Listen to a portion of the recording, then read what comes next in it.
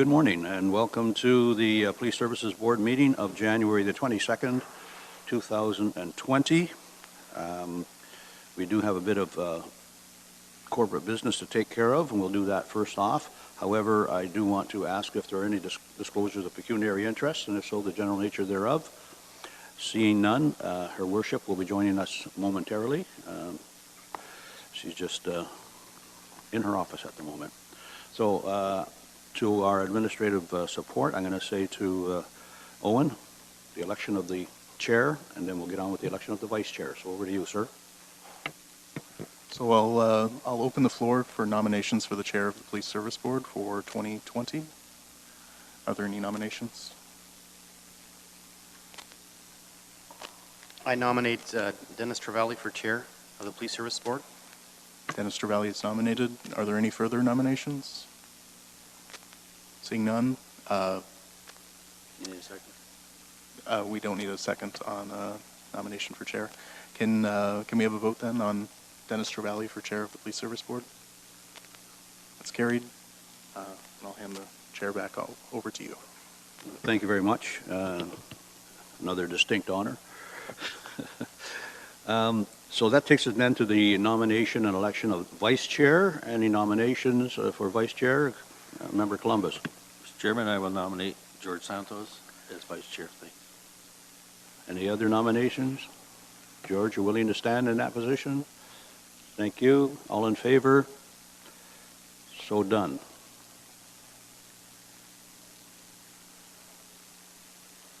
I'm sure that the mayor doesn't want either of those positions. So then that takes us to our agenda for this morning, and I'm going to juggle things up just a little bit. There are no ceremonial activities under item number 3. And we get into deputations and presentations. Neil Unwin is here with his partner in crime, award winner, as we've known over the last number of months, for Crime Stoppers of Haldeman and Norfolk. However, we also have a request for Meisner Towing to give a few remarks on deputation, and we would need board approval to have that happen. Is there a motion or a comment on that statement? George. Mr. Chair, I'll approve that they be added to the agenda. Mike? Duly seconded. All in favor? Okay, so how it will unroll then is we'll hear from Crime Stoppers Haldeman and Norfolk and deal with that issue, and then we will move to Meisner Towing. And then, if with board approval, we will then move item 8C up on the agenda to immediately follow the deputations, if you don't mind. And so it flows somewhat logically. All right? You're all prepared, Inspector, to deal with that issue this morning? We've spoken in the past about this already. Okay, thank you. To bring you up to speed, Your Worship, I have been nominated and selected as the chair, and George Santos as the vice chair, and we're getting on with business for 2020. So thank you very much. So we call on the first deputation, Neil Unwin from Crime Stoppers of Haldeman and Norfolk. You've been here before, Neil, so you know to push the big gray button that's on that device in front of you. Good morning, and thanks for the opportunity to come here today. The main purpose is it's January's Crime Stoppers Month worldwide, and this year's theme is creating partnerships against crime. So we thought it appropriate that we appear before the board and provide a summary of our accomplishments for last year, 2019, and what we have in the works for this year. So again, thanks for the opportunity. It was another busy year for Haldeman Norfolk Crime Stoppers.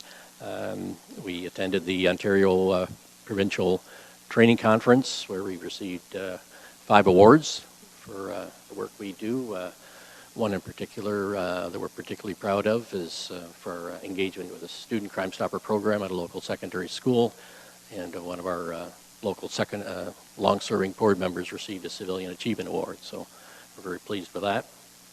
And as you all know, our big our big accomplishment for last year, I'll say we, but not really me, was our coordinator, Amy Bernardo, was bestowed the Paul D. Bourdreau Coordinator of the Year Award at the Crime Stoppers International Conference held in Singapore.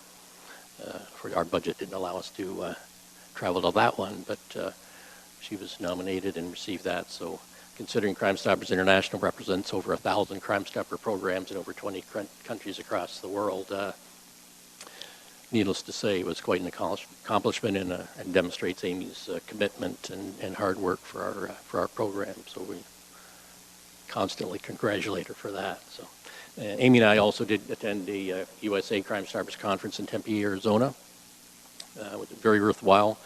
Good networking with our neighbors to the south with similar issues and problems, and yet many differences as well. So it's good, excellent keynote speakers, training sessions. I think Amy will agree was well worth attending that as well. We did a number of initiatives last year. The main one for us was the International Day to End Trafficking in Persons, and our program, together with other programs, attended en route locations all along the 400 corridor, where this is a particular issue. And we attended the Ingersoll en route location to show our support and bring awareness to this horrible crime against humans, women being the most exploited. And again, for the last couple of years, as again, no secret to anyone, fentanyl remains an issue in our community. So last year we continued in our, what I'll call a Turn In a Fentanyl Trafficker campaign. As many of you are aware, Crime Stoppers rewards are anywhere from $50 to $2,000, but because of this ongoing issue, for the last couple of years, our programs offered a $1,000 reward for any information that directly leads to the arrest of a fentanyl trafficker. We don't divulge specific cases, but needless to say, we're very satisfied with the results of that campaign, and we will continue it because that issue is still going on. Some statistics, some of which is covered off in our regular report, but I'll highlight a few. Last year, law enforcement made 31 arrests as a result of our anonymous tip information we provided, laying 109 charges with over $31,000 in narcotics being seized. That now brings a total narcotics being seized since our inception in 1988 to over $42.5 million as a direct result of Crime Stoppers tips.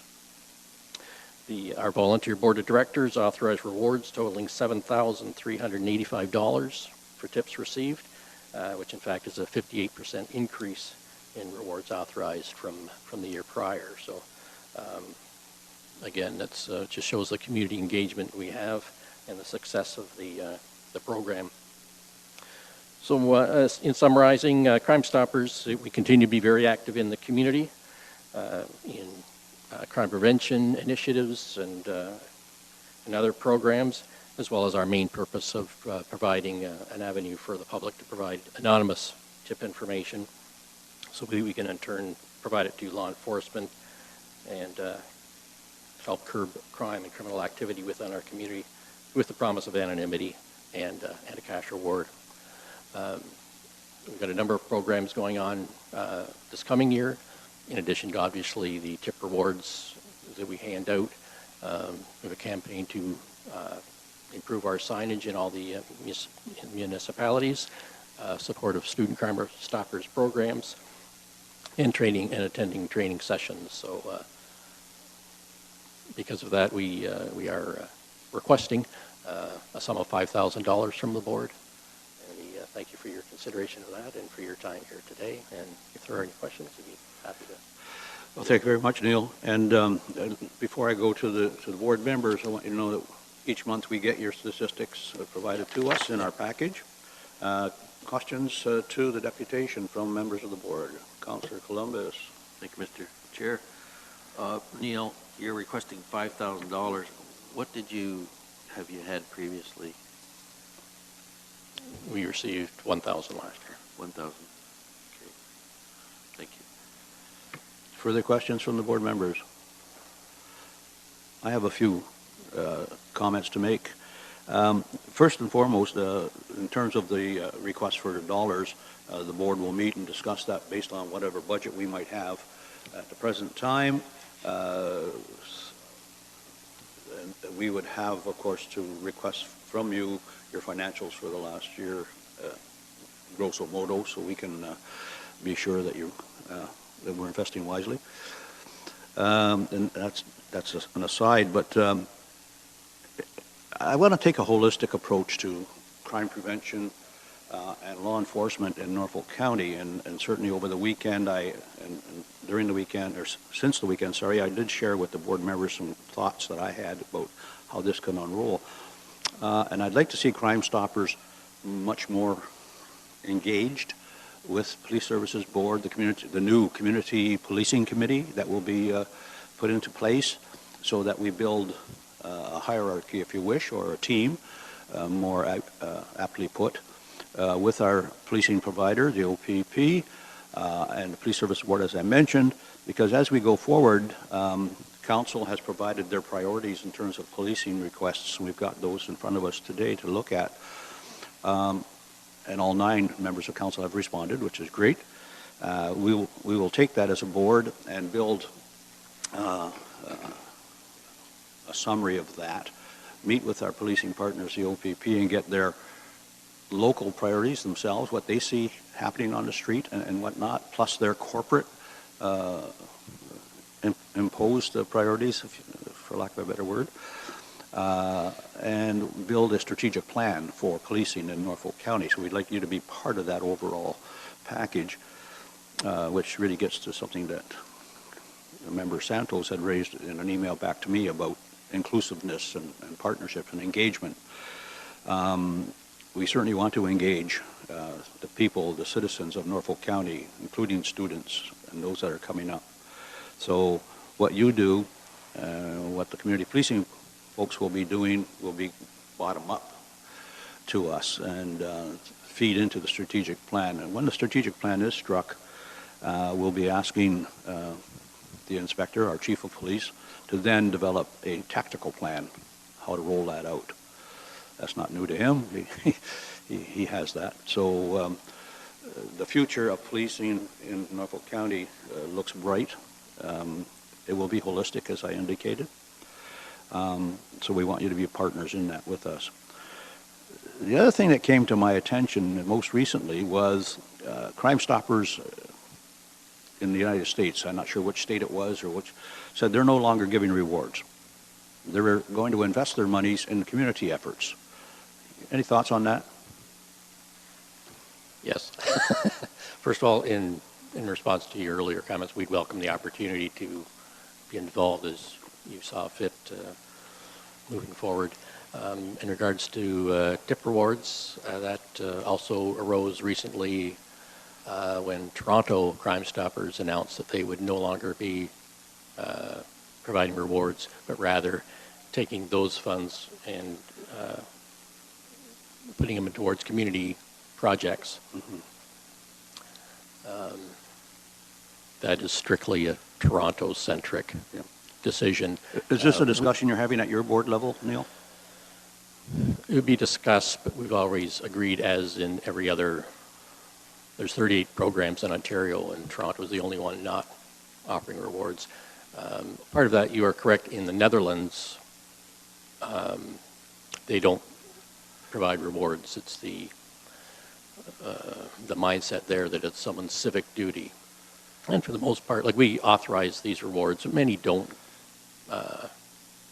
get collected, and Amy can attest that some people do come right out and say, we're not interested in the reward, we just want to provide this information when we want to get this person off our streets. So not all the rewards we authorize are paid out, but there is that element that they want the reward, and fair enough, that's why we're here. That is one of the basic tenets of Crime Stoppers, the anonymity, the confidentiality, and we provide cash rewards. So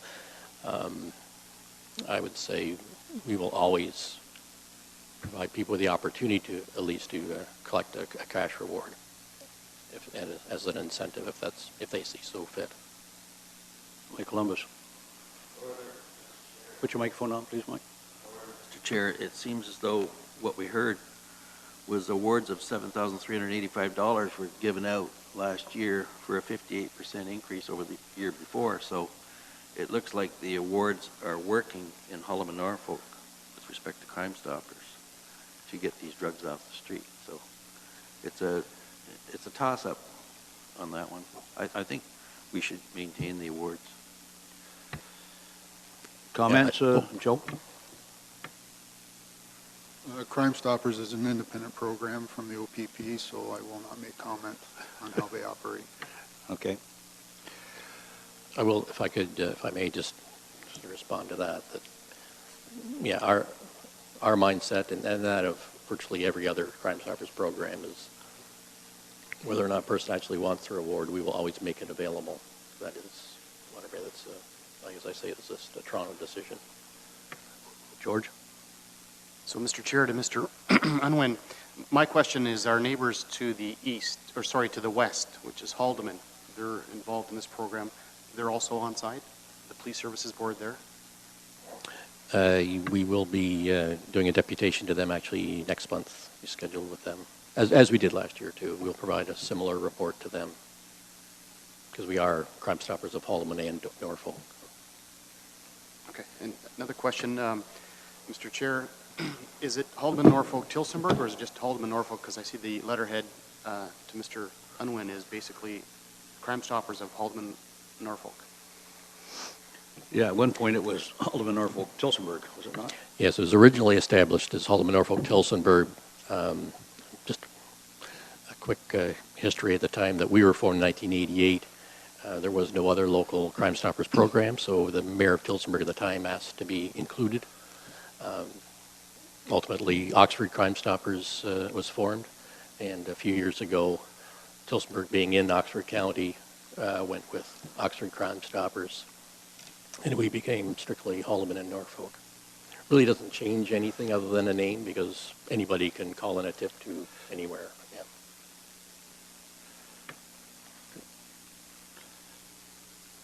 Anything you want to add there, Neil? No, I believe that's all we had there. Thanks very much. Oh, sorry, George? So, Mr. Chair, if I may,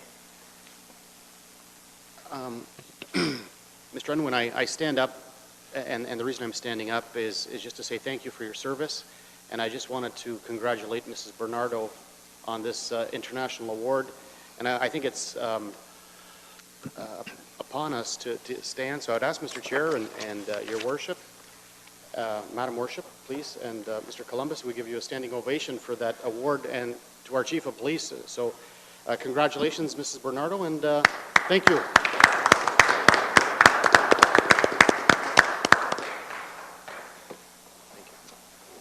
Thank you very much. I'd ask her for a speech, but I knew that would not happen. Thank you very much, and I will convey your thoughts to the rest of our volunteer board members. Yeah. And certainly I'll make the offer that if you wish, I can attend any board meeting or whatnot to express my views going forward. Yep, actually, that'd be very worthwhile, yeah. Thank you very much. Yep, thank you. Okay, motion to accept the deputation. Columbus, Mrs. Santos, all in favor? Thank you very much. So with the board's permission that we have already, we'll call the second deputation from Meisner Towing. Please come up and introduce yourself for the record and push the big gray button on there and put the microphone right in front of you. Yes, I'm Dan Scruton from Meisner Towing in Port Dover. Mm-hmm. Go ahead, sir. Pardon? Go ahead. Oh, I don't like being under the gun here. But, yeah, there's a few concerns we have with the guys from Jarvis over there in Haldeman coming into Simcoe and our surrounding area doing police towing and stuff like that. Our main concern is they're only in it for the money. It's not trying to help out our locals. I've been in the business for 20 years, running for CAA and various other car clubs. We're trying to do an honest business. I just feel that this guy's in there just to get all the cash, get as much money as he can out of Norfolk, taking the money from the taxpayers and not giving a break to our citizens of Norfolk. I work alongside with SOS Towing, Automotion Towing, and a lot of the other tow companies. But Automotion and SOS is also affiliated with the CAA, and they do OPP as well. We had our areas all assigned to us by, it was all cut up into sections where we were close to, where we did our calls. And what happened was, without our knowledge, they brought in 2 other tow companies without telling SOS and myself that we weren't going to be getting the Simcoe accidents, and we weren't going to be getting a lot of the calls. It really threw a curve into us. We weren't expecting it, hit blindsided. We've been having a lot of people stop by looking for their cars. They know we're the local tow company. Where's our car? I'm not sure. It's either at SOS's yard or someone else's yard. But we've lost some of our area. Like, we've got a new guy in Boston. Scott Shepard took over the Freemans, and I was working up in that area. DNR towing kind of slowed down. I was his backup. I did that area. I increased some of my revenue. I had another guy working for me. Now things are slowed down. I don't need as many people because my tow bit, we're not as busy as we were.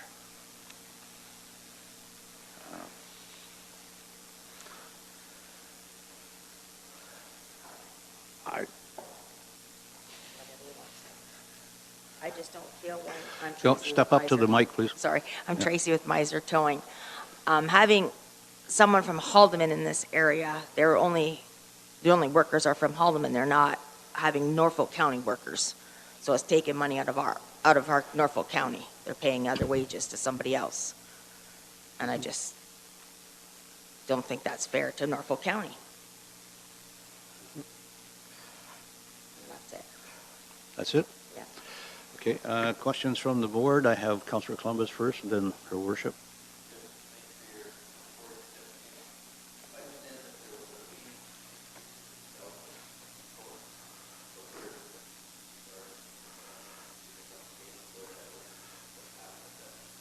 Okay, before we go there, I want to get the questions out first to the deputation, Mike. Okay? Your Worship? Thank you, Chair. Thanks for coming as well. I guess the first question I have, if you could just touch on the fact that you were running the Simcoe, or you were part of the collective of tow companies that were working Simcoe, and then out of the blue, without any notification, I just want to be clear that no longer do you receive calls from that area. That's true. Yes. Yeah. And then I've also heard discussions of the idea behind a towing association. Could you provide your views on? I don't think we really need a tow association. We need a group of towers in the area that can all get along. Association is a tough word. I think we have to be on the same page, and some of these people aren't on the same page as I am. I can work beside anyone. I can get along. I can throw my differences aside. I'm not greedy. What's fair is fair. And do you have any areas in Haldeman that are your designated areas in Haldeman to tow from? Well, I do CAA calls in Haldeman, and sometimes they turn into, they're an accident tow. I've been to a few of those, and the police up there in Haldeman say, you can't touch it because we've called Lens Automotive to do the job. Meanwhile, I was dispatched through CAA to do the tow from there, an accident tow, which CAA does do accident tows. So are you aware of any Norfolk company that's called by Haldeman Police, or Haldeman Police call Haldeman Tow Companies? Haldeman Police call Haldeman Tow Companies. Thanks. Further from the board? Just a couple of comments. First of all, with respect to the towing company out of Haldeman, they have a permit, a company permit, their license or whatever it is by Norfolk County. Yes, they do. Okay, and maybe it's a question that either Her Worship or Owen can research if they don't have the answer right away, is like a lot of other things, that if you do business in Norfolk, like taxi companies, you must have an office in Norfolk. They So have a- maybe, They're using Queensway Tires compound, but so they don't have an office, they just have a compound. I see, They okay. don't tow there. They just say they do. Okay, and I do know a bit about Queensway and Freeman's, and they're out of the business locally. Certainly, Queensway's still doing the Woodstock area. Okay, well, before we go to our chief of police, I do want to let people know that I sent an email to Inspector Varga a week and a bit ago, perhaps more, and I had received calls also about this issue. And in the email to Inspector Varga, I asked the following 5 questions, just so we can put some context around what we're going to discuss here. First one is Norfolk divided into specific areas by the OPP? And if so, how was that determination made? Are specific towing companies assigned each area? Has a company from Haldeman been given the most lucrative area, i.e. Simcoe, and why, if that's true? Do the OPP or the owner of the vehicle call for the towing service? And I would suspect there's instances where the police would call an abandoned vehicle or something like that. And any other information that you can provide to clear up what might be a misunderstanding or what is an actual issue. And certainly those were what I had proposed, and the inspector is not caught blindsided by this, and hopefully he's prepared to answer some of the questions. I don't know how deep the Police Services Board can delve into this. Certainly the inspector is aware that we're seized with the issue, that dividing line between operations and oversight. So we'll go to the inspector for some information. Thank you, Mr. Chair. First of all, thank you for coming for your deputation today. In regards to towing, first and foremost, tow companies in Norfolk County are regulated by Norfolk County Bylaw 2018-73. They are to hold a license to tow within Norfolk County. Second of all, the OPP does not regulate towing. First and foremost, it's a customer request. Can I just stop you there for a second, Joe? Motion to accept the deputation. Seconded by Joe, or Michael. Thank you very much. We'll have you sit down while we just have this discussion. Sorry, Joe. First and foremost, it is owner's request. So the owner can request whatever tow company they want, wherever, unless it's deemed by the officer that for expedient purposes, we cannot wait for that tow company. We can request a closer one. Barring and that's a contractual tow between the customer and the tow company. For the non-contractual tows, such as the 7-day impoundment, or if the driver's incapacitated and not available to determine the tow, then here in Norfolk, we attempt to divide the business evenly amongst all the tow operators licensed within the county. And that includes one that's is primary business is out of Haldeman, but he holds a license in Norfolk County to tow. And we have to be fair and equitable. Yes, the county is divided up into tow zones. That was done many, many years ago amongst the tow operators because some of them didn't want to travel a great distance across the county for a tow, and they didn't feel that it was, it took them more than 20, 30 minutes to get to the tow, and that's just wasn't feasible. So it was divided up into tow zones. The issue has always been if there's more than one company that wants to tow within a zone, to be fair and equitable to all those companies. We've never had one central number that we can call because if there's 3 companies that want to tow in Simcoe, we can't keep track of who gets what, like who got towed the last tow, who gets the next tow. It's just not feasible. Every other jurisdiction has one number to call. So let's take an incapacitated driver or a 7-day suspension, and you're going to tow the vehicle. Who makes the call? Dispatch or? Well, right now, the officer will request dispatch for a tow. Okay. And they'll look at, They have a list? they look at the map. Ah. If it's a non-contractual tow, they look at the map and they see, okay, it's located here for zone. So let's say it's located, What are you, zone 5 or 6? You're zone 6. Yeah. So if it's zone 6, Port Dover, Meisner tow, we request dispatch to dispatch Meisner's tow. well, let's talk about Simcoe. So Simcoe, again, it's owner's request first. Yeah. And No, I talk then about the 7-day suspension and. 7-day suspension, they look at the map, and up until Monday, I'm not sure what happened at the Monday meeting. Have you guys redone your zone map yet, or? Speak this way, Joe, sorry. All right, no, I'm just, Yeah. because we had a towing meeting on Monday, so a lot of this Okay. has changed. With the void left by Queensway and Freeman's Mhm. and DNR leaving, Lens came in. Lens was plunked into Simcoe for immediate cover, and then we had our tow meeting on Monday to work everything out. Okay. And were things worked out on Monday? Give us a bit of background. Well, I didn't stay for the whole meeting, but my understanding is the tow operators were to go away. You're re-looking at all the zones, figuring out for themselves who is what, and you're going to go to one central number? Okay. So one central dispatch number. Okay. Your worship. I just wondered if you could elaborate what that means. Lens was plunked into Simcoe for immediate Well, cover. It sounds to- like Simcoe was covered before.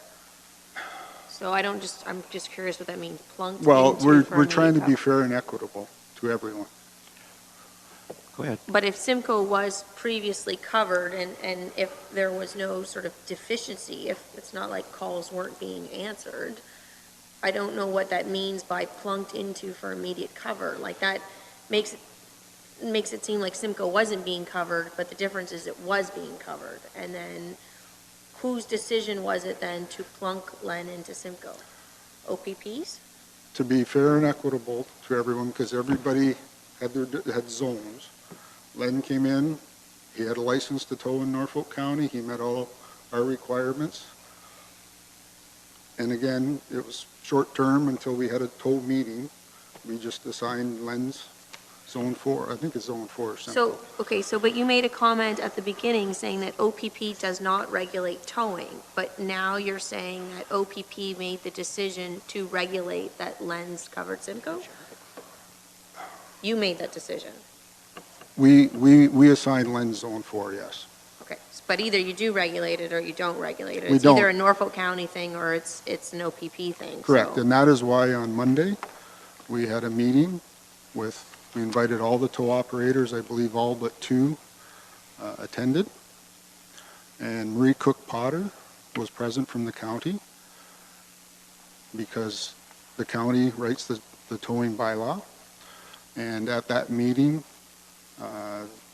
there was discussions between Marie Cook Potter regarding the current bylaw and improvements that could be made for the benefit of the citizens of Norfolk and the tow operators, as well as we discussed a method whereby the tow operators could determine a fair and equitable way to divide up the non-consensual tows.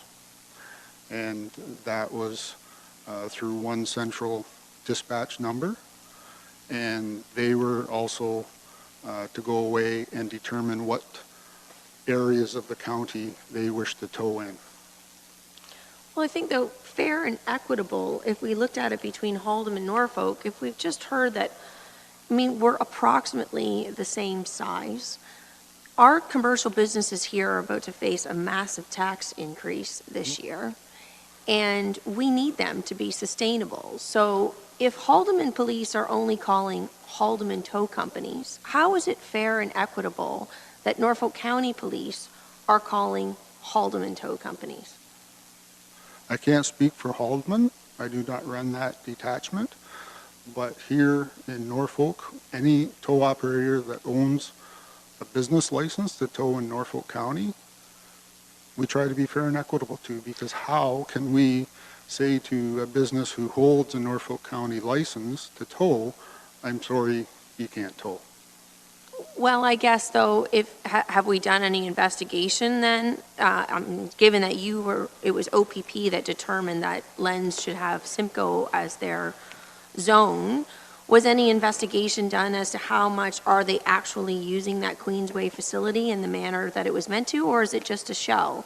Should every tow company then go and get a shell address in different locations so that they're given all the zones? Every tow company that tows for us has to have a compound in the county.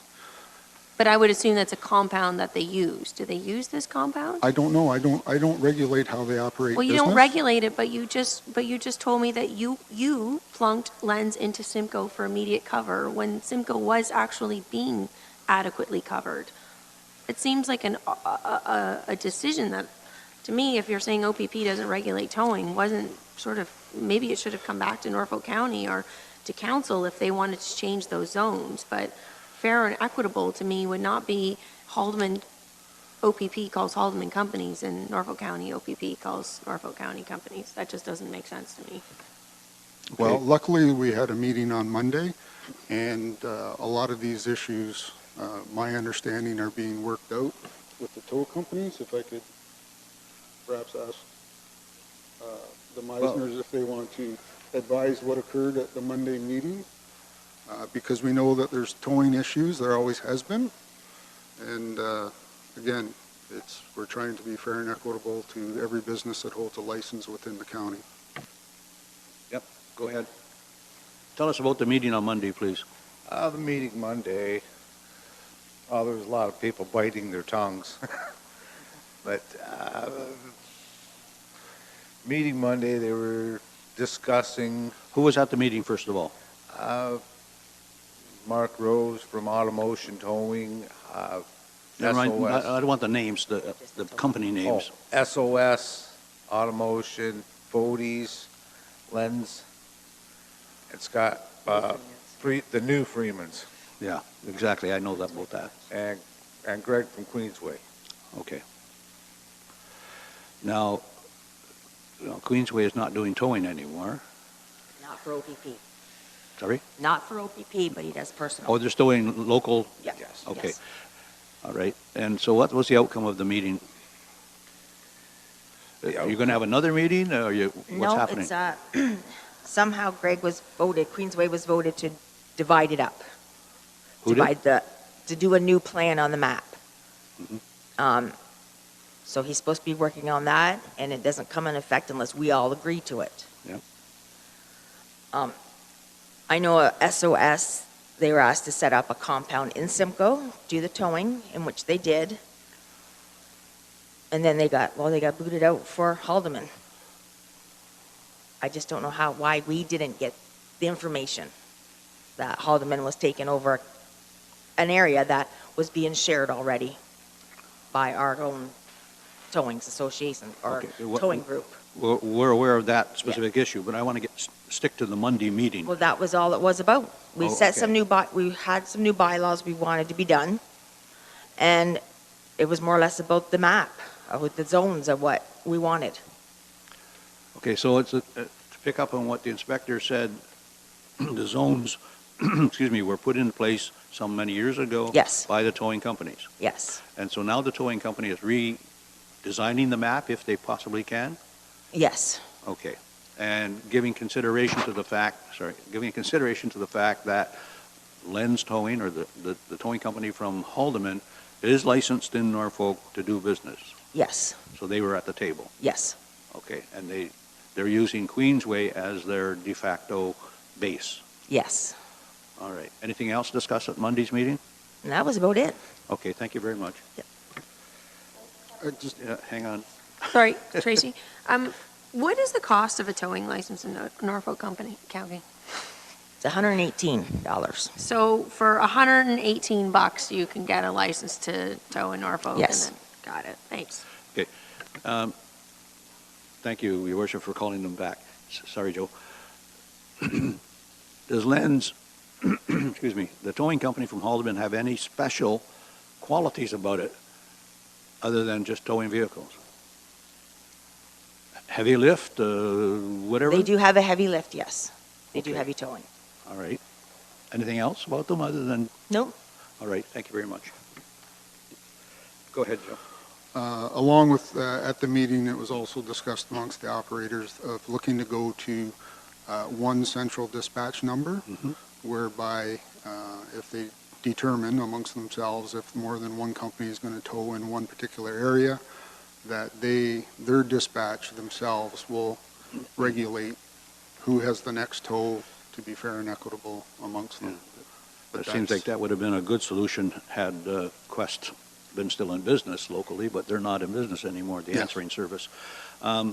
So take this in, digest it, and throw it back out. We have Norfolk at the present time with an issue of a company licensed in Norfolk but not based in Norfolk.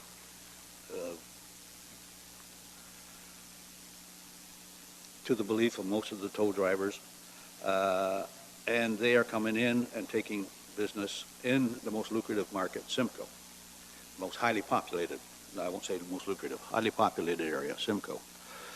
That has ruffled a few feathers. The tow companies have had a meeting. I suspect they probably need another meeting to iron some things out. And they're trying to resolve it themselves with a central dispatch number. Okay, so on that side, that's great. Now, on the OPP side, we heard them say that I'm a CAA member. In fact, I just renewed it. And I have problems in Haldeman or the vehicle I'm driving. And I call CAA, and they say, oh, we're going to send Meisner Towing. They get over there, and if in fact I've called the OPP because it's an accident, the OPP and Haldeman will say, no, Len or Meisner, get out of here. Is that what happens? They override this corporate membership thing? I cannot speak for Haldeman and Okay. Haldeman Detachment. I do not know their policies and how they work over there with towing. Okay, would you bump this up the chain a bit for us, Inspector, to see if this is a OPP corporate policy or whatever the heck it is? The policy regarding tow is, Is it it's bylaw? always, first and foremost, customer request. Okay. First and foremost, customer request. Yep.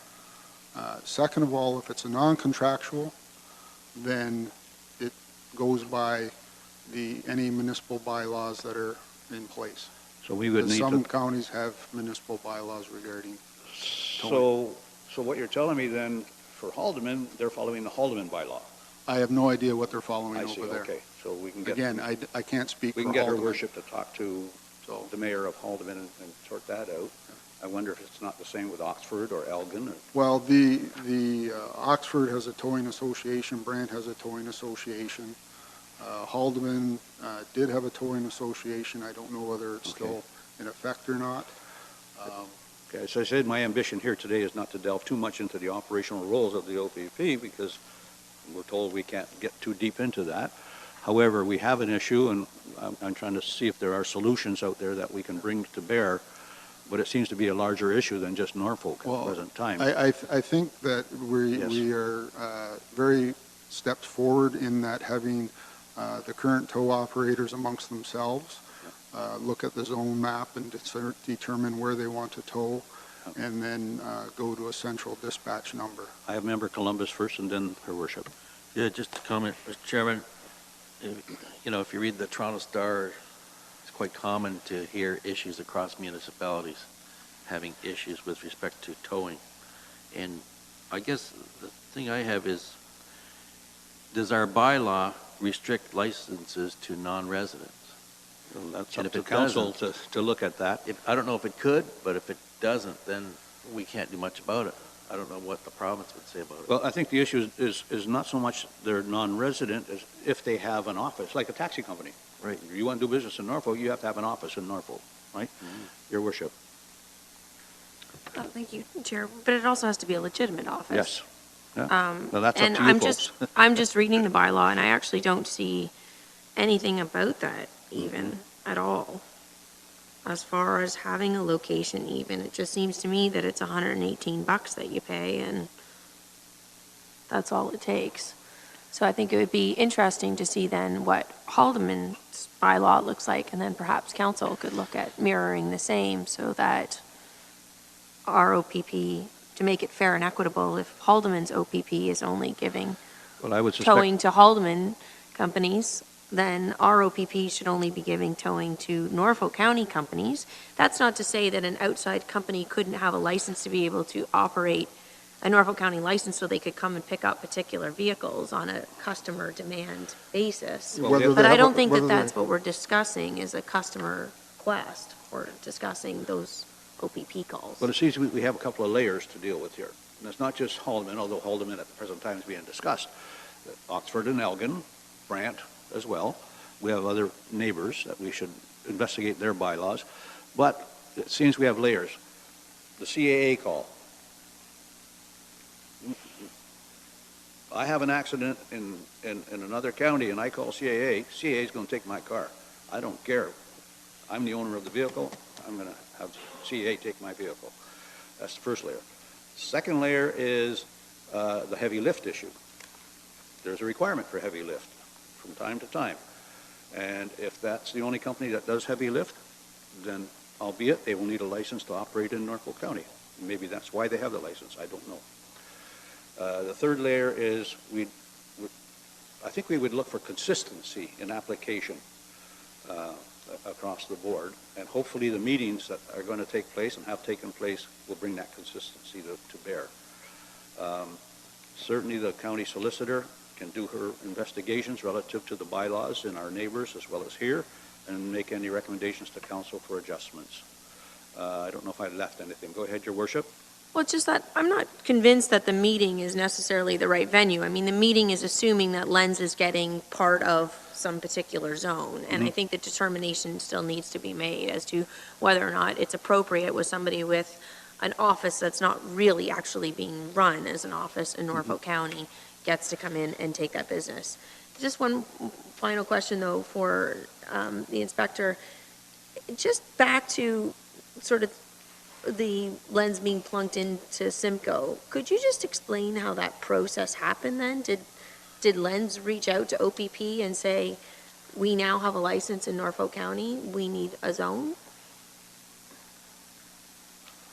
Every time there's a new license issued, the county will notify us, as well as we reach out to them yearly to ensure that the companies that we are using do in fact have a license.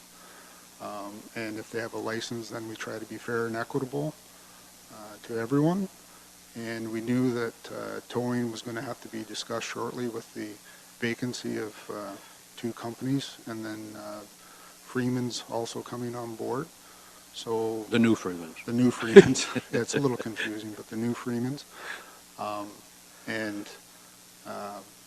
So a decision was made that Lenz would get Simcoe, knowing that there was a discussion to be held shortly. And yes, that was probably not communicated to the towing operators, and we as the OPP will own up to that. But we hope to move forward and solve this problem. Go ahead, Your Worship. Well, I mean, I'm also a little bit frustrated because I made a phone call to you about this about 3 months or at least ago, and there was no mention of how this occurred or the fact that OPP was the one that decided to add them in. And to me, that would have been an easy start to the phone conversation of just saying, okay, this is what happened, we assigned Lenz, but I feel it's been, a couple months of, I don't understand why the line of communication, I don't understand why that was a secret. Why not have that discussion with me when I asked about it?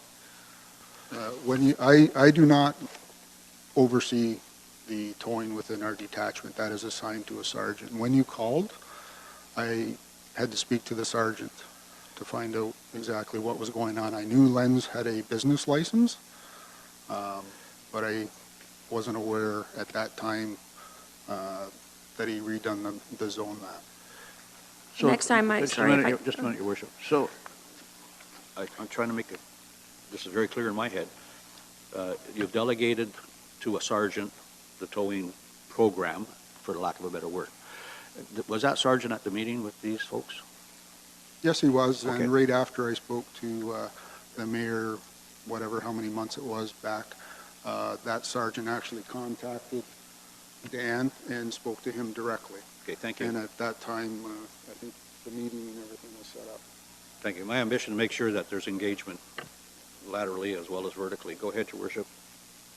Well, nothing. I mean, just in terms of, I would certainly appreciate that if somebody doesn't know the answer to something, as opposed to telling me something that's maybe not correct, of saying, I don't actually know the answer, I'll get back to you, rather than giving me a different story and then not getting back to me.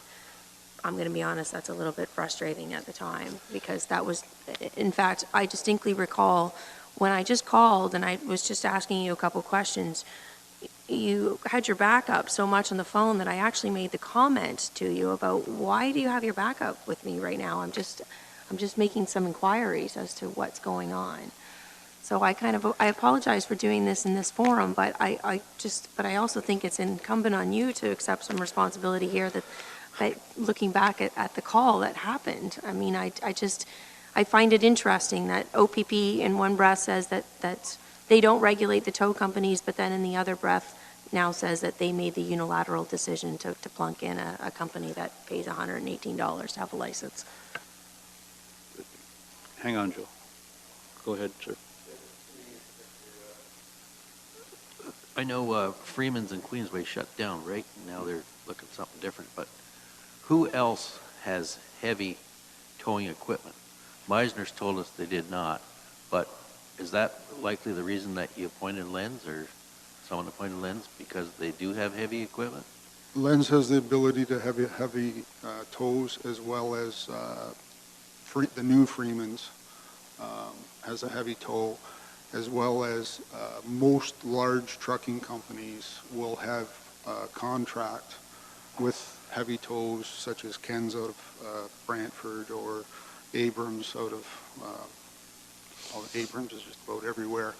And again, if they require a heavy tow for their company truck, again, it's an owner's request. They will say, we want Ken's towing, that's who our contract is, and Ken's towing comes. So are they if it's a licensed? non-contractual heavy tow, then we're back to who is licensed in Norfolk County for a heavy tow. Are those companies that you mentioned licensed to operate in Norfolk County? No, they're not, but again, if it is a owner's request to come and pick up a vehicle, you do not have to be licensed. I see. We're not about to tell an owner, no, sorry, you can't have who you request, it's their car, unless it's a emergent reason that vehicle has to be moved, then we'll make that determination to move that vehicle.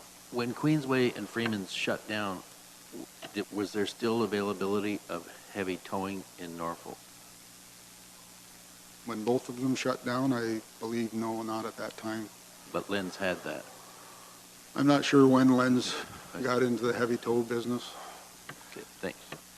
Your worship. Well, just to that point, however, it's not, as the inspector has mentioned, other heavy tow companies can come into Norfolk. If you don't have it here, that doesn't mean you give away your most lucrative zone because they offer one specialized service. I mean, they certainly would be welcome from the neighboring municipality to come here and do a specialized job. I don't think anybody's going to hold that against them.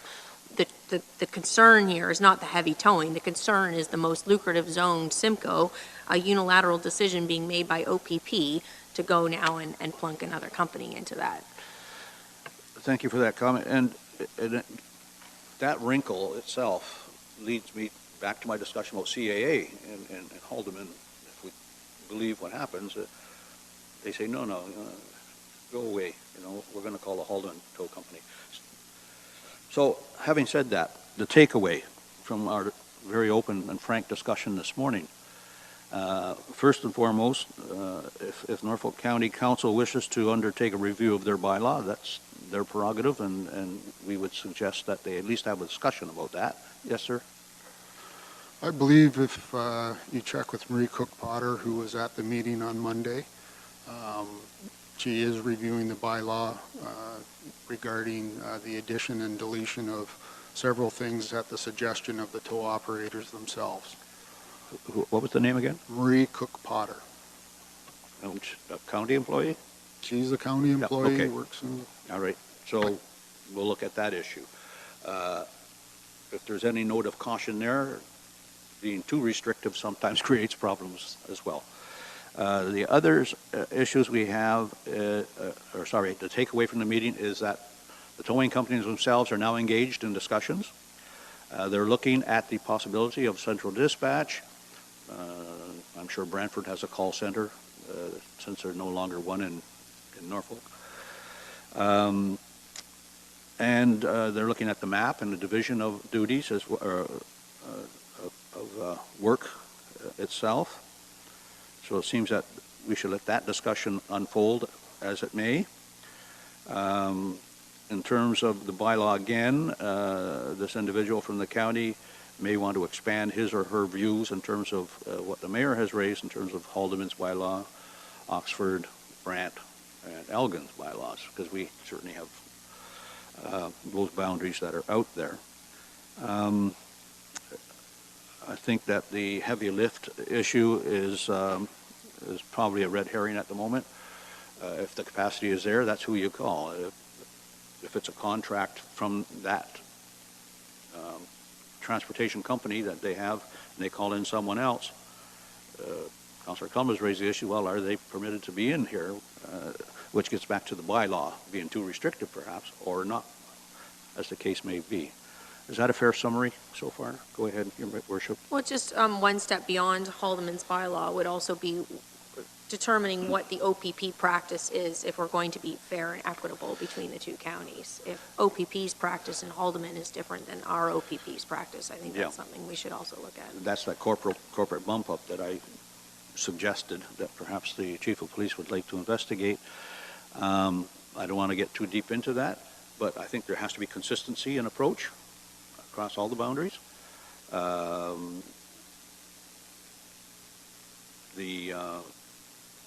The ambition, I think, is best that solutions come from the towing companies themselves.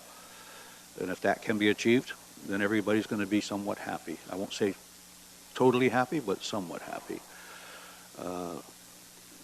Anecdotally, I've used SOS on a number of occasions with CAA, with both my truck and my car. I've had my family had a long relationship with Meisner's when we had our call business here, and other towing companies. I'm glad this has been aired. I'm glad has come forward, and I thank you very much for your deputation. I want to thank the Chief of Police for his frank discussion on this matter. There are some takeaways, and everybody's been informed as what they may be. Go ahead, Your Worship. I want to challenge something you just said in terms of you think that the best solution is the tow companies to come up with the solution. That is assuming then that we are accepting that somebody with an office that's not really running an office that pays Norfolk County a whole of $118 a year should have an equal opportunity to have a seat at that table. That gets me So back. if it was only Norfolk County tow companies with properly operating businesses in Norfolk County, I could understand that. But I think the bigger part is first determining whether or not that tow company deserves a seat at that table. And that gets me back to the bylaw review, and it would be licensing bylaw as well as anything else that you may have on the books. And I know that the solicitor is struggling to get a complete list of all the bylaws that are been put in place or inherited from the previous regional government and the local municipalities that were in place at the time. Because we have those discussions about the bylaws that we wish to have enforced by our police force. So the division of work is for the tow companies to continue their dialogue, for the county to review their bylaw, and for our policing service to try and bump that up and see that there's some consistency. The easiest solution is, with respect to the towing companies, is if you want to divide up the work, divide up the work. If you want to have a central dispatch, have a central dispatch. And that'll solve a lot of the problems. And a bylaw review, I think, will solve some of the other problems. I don't know if that's a good summary or not, Your Worship. It is. My only final question, actually, I wish I'd asked Dan what he pays in taxes to Norfolk County would have been my final question. I'll leave that to you folks at the big table, okay? And I know you're meeting tonight, so you can't slap it on the agenda right away, but I think council and committee can have a great discussion on this coming out of this meeting, and the minutes will reflect the discussion that has taken place. I saw your hand, Mr. Santos. If I may, Mr. Chair, the whole issue here is safety. And I can understand the whole issue with regards to the tow trucks. And I don't want to make mountains out of molehills. The point here, ultimately, for our OPP is the due diligence. It's the safety of that vehicle being towed. That, to me, is what it comes down to with regards to the Police Services Board. The issue, for me, with regards to the number of companies, I mean, it's up to our county to figure that out. When it comes to the Police Services Board, it's the issue of safety. And that is our role. And if the OPP are making it safe and that vehicle is being towed to a safe location, I'm okay with that. The whole issue here of the map, I think that is up to, if it's not an association, it's up to the tow truck drivers. And of course, having Norfolk County and the OPP involved. And I think they've done what I have to agree on is that they've collaborated and they're working together on that. So that's a bonus. Ultimately, this issue, again, I don't want to make mountains out of molehills, can be resolved without the Police Services Board's intervention. That's my look at this whole issue, Mr. Chair. Yeah, and just to reiterate, the Police Service Board has oversight, and these issues will bubble up. And when they do bubble up, indicators of there's some issues down at the operational end of things. And while we can't delve too deeply into the operational things, I think it's fair that we have this kind of a discussion whenever those things do bubble up. And the best solution is let's look at what the issue is, find out what segments there are related to that issue, and we found 3 of them so far. Towing companies themselves, our policing service, and consistency in approach, and county council, and that's bylaw review. Your Worship. Thank you, Chair. I guess I would say that I would also think it's fair to have this discussion because I don't believe that there was a safety issue prior to Lens coming in. Lens didn't make towing more safe in Norfolk County. And also, I guess I feel that it's appropriate to have it at the Police Services Board before it goes to council as well, because now we're also learning that in fact it was OPP that made the decision to do this, when properly I think that assigning zonings should have been left to Norfolk County. I don't believe that that decision was made appropriately. Well, I'm very happy that Norfolk County Council, represented by Your Worship, are going to be seized with this issue and look at some solutions on their side of the equation. Yes, sir. the OPP would be ecstatic if the county took over assigning zones and give us a method where we can call one number for a tow truck. Yeah. And that, at the busy end, let's not fool ourselves. If I'm in Oxford County and I have a vehicle, there are no such thing as accidents. I have a collision, and I call CAA, I expect CAA to come in and take the work. If the constable on the ground says, no, we have protocol, for lack of a better word, we will have this company come in, I will stand my ground and say, no, I want CAA. End of story. I own the vehicle. On the other side of the coin, we have 7-day suspensions where the vehicle is seized. We have accidents where the driver is incapacitated in one way or another. The vehicle is seized, and those things then have to be stored somewhere. We have the issue of a vehicular manslaughter or other criminal activity. That vehicle must be seized and analyzed. So that's another issue. Then we have the big transport trucks and other things that require heavy lift. So we're all aware of those things, but those are the nitty-gritty, granular issues that have to be ironed out. And I think today, with the discussion we've had, open and frank, transparent, we've identified the meeting has taken place, and more meetings, I hope, will take place, and that'll sort itself out. The bylaw review, I won't say it will take place. That's up to council to discuss it and have that decision. And our policing service to look at their side of the equation as well. Anything else from around the table? A motion? We don't need a motion on this, I don't think. Just we'll close it off and say thank you very much, Your Worship.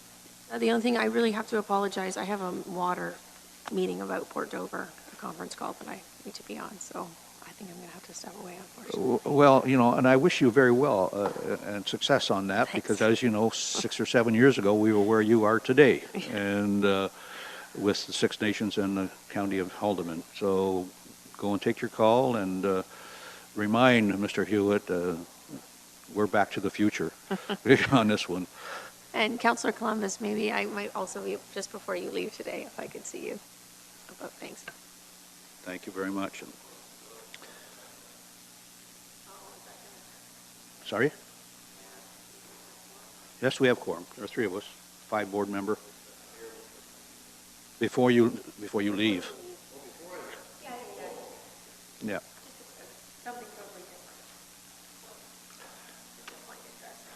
You've been called to the principal's office. Thank you very much. Before I close this off, Inspector, anything you want to add to this discussion?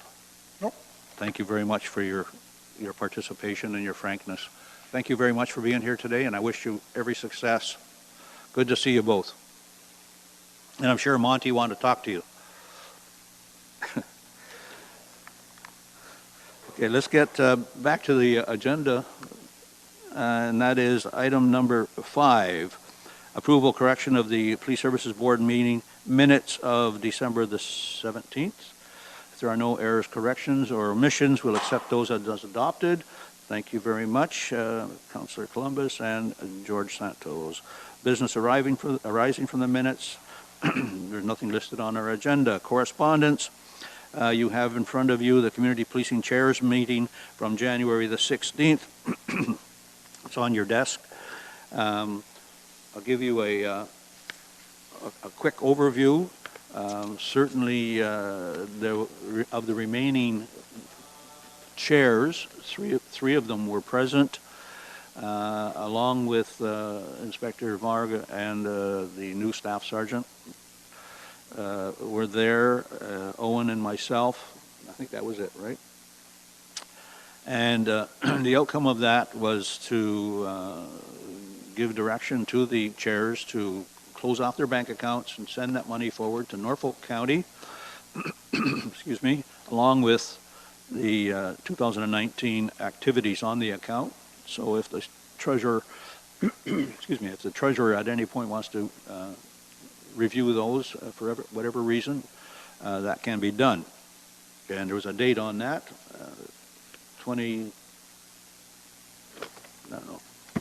We were asking for the initial statement for the 21st, and we've only Yeah. received a couple of them so far. Yeah. But we should have everything wrapped up by the end of February. That's the goal. Thank you very much.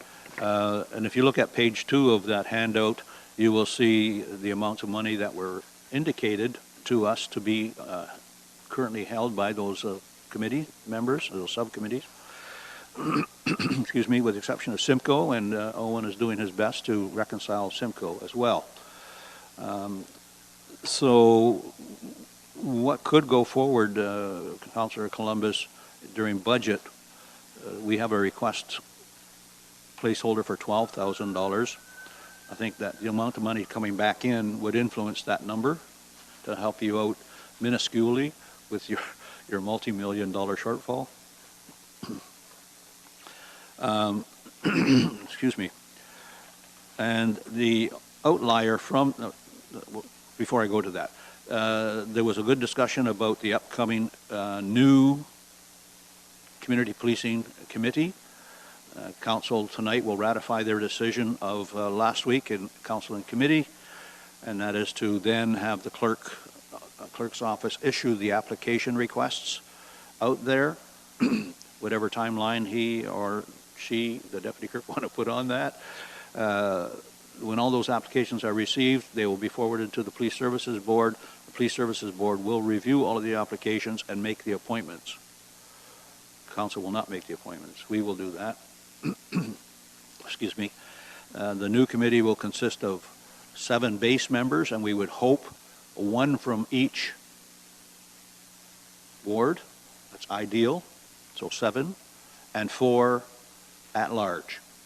So an 11-member board, and that number is large enough, hopefully, to have a good cross-section input from the citizens of Norfolk County and the communities within Norfolk County.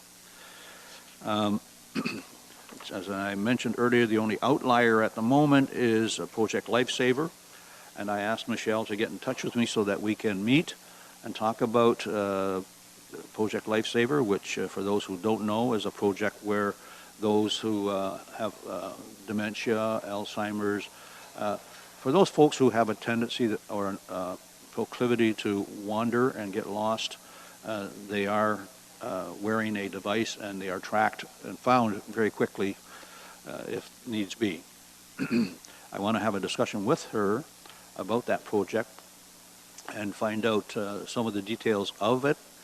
She indicated that there was an email from the association or the headquarters or whatever it is about a more formal application or a more formal formulation of that program.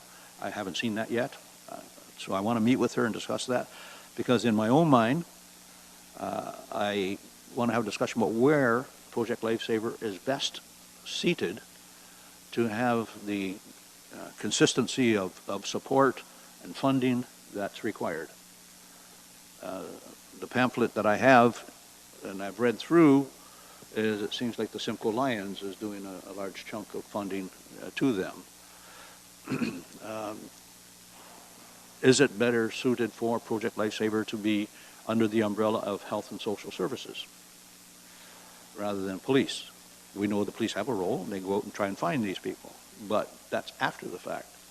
I'm talking more about the fundamentals of sustained funding and sustained support. At the granular level, there are monthly changes of batteries and those kinds of things that have to take place, and that's all at the present time volunteer-based. So, as I said, for the 4th time, I want to have that discussion with Michelle before I go forward and have any other discussions. Anything on that issue, and more generally, the meeting of the 16th? Joe, anything coming out of your side? Nothing. No? Okay, thank you. So, we don't have to accept these minutes, do we? Information? Councillor Columbus, Mr. Santos, all in favor? Thank you. And then that takes us to the reports, discussion, action items. I raised this issue with Inspector Varga as well. because of January the 1st, excuse me, 2020, the new PAWS legislation came into effect. That's the animal welfare legislation from Ontario government. And I've asked the inspector to speak to that. And I wanted to make sure, once again, legislatively, that the county bylaw is in line with the PAWS legislation, and that our policing service is not going to be caught in the middle of any of these things, and that where needed, we're going to call upon our communications folks here in Norfolk County to get the message out about the legislation and the role of police. That bumps a bit into other bylaws. We're having that discussion as well, but we do know you don't call the OPP or the Norfolk Police Service for barking dogs or a raccoon or a skunk on your back porch. You know, we're weeding those things out. And hopefully there is a listing somewhere of animal removal or animal care companies that will do that kind of work. And it will be deflected to them. It's not going to be the police coming around anymore. Over to you, Inspector. Pause. Thank you, Mr. Chair. So, as you've heard, the Provincial Animal Welfare Services Act 2019, which is affectionately known as the PAWS Act, came into effect January 1st. It essentially takes over from the Ontario SPCA. So, really, nothing's changed for the police role. People, if they see an animal in distress or being neglected, should be calling the 1-833-9264-625 number. It's a provincial number. It's 1-833-9264-625, which also is 1-833-9-ANIMAL, for those that like acronyms. So that is, so if an animal, this includes animals that are injured, in pain, sick, suffering, or abused, lack of water, care, or food.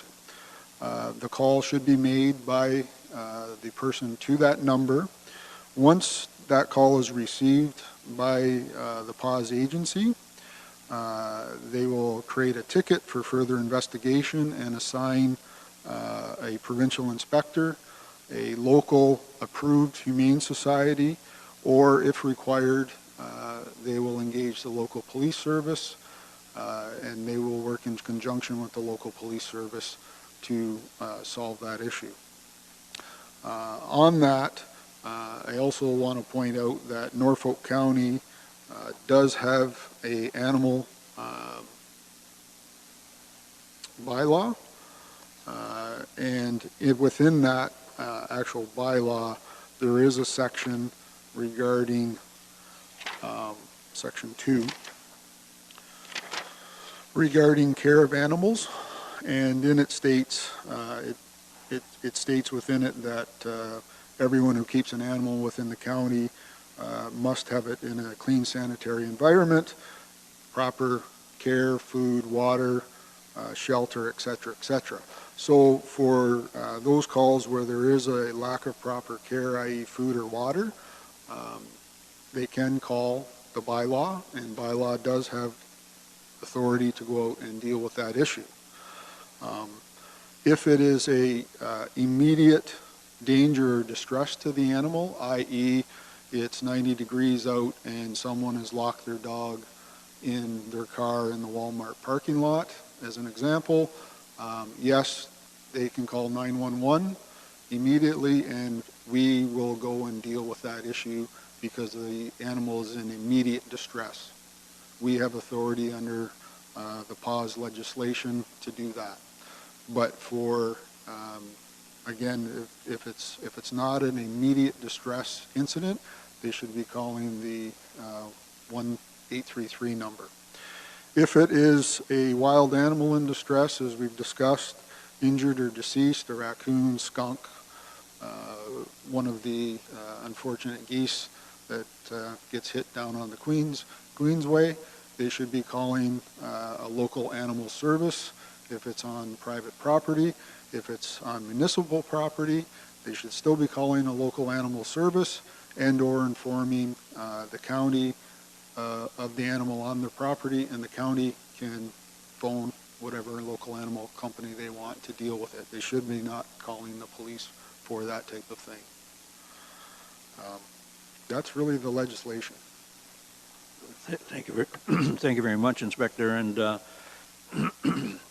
as a bit of a backdrop to this discussion, I have been meeting with the county solicitor, who has been assigned the role of being in charge of bylaw. In a grander scheme of things, we're looking at which bylaws the police will enforce, and that list will be very short. But we want to make sure we capture all of the issues that are before us. The county solicitor, also the person in charge of bylaw, is also looking at reviewing their operations. I know there's frustration out there about, oh, I call that number, they never get back to me, or whatever it might be.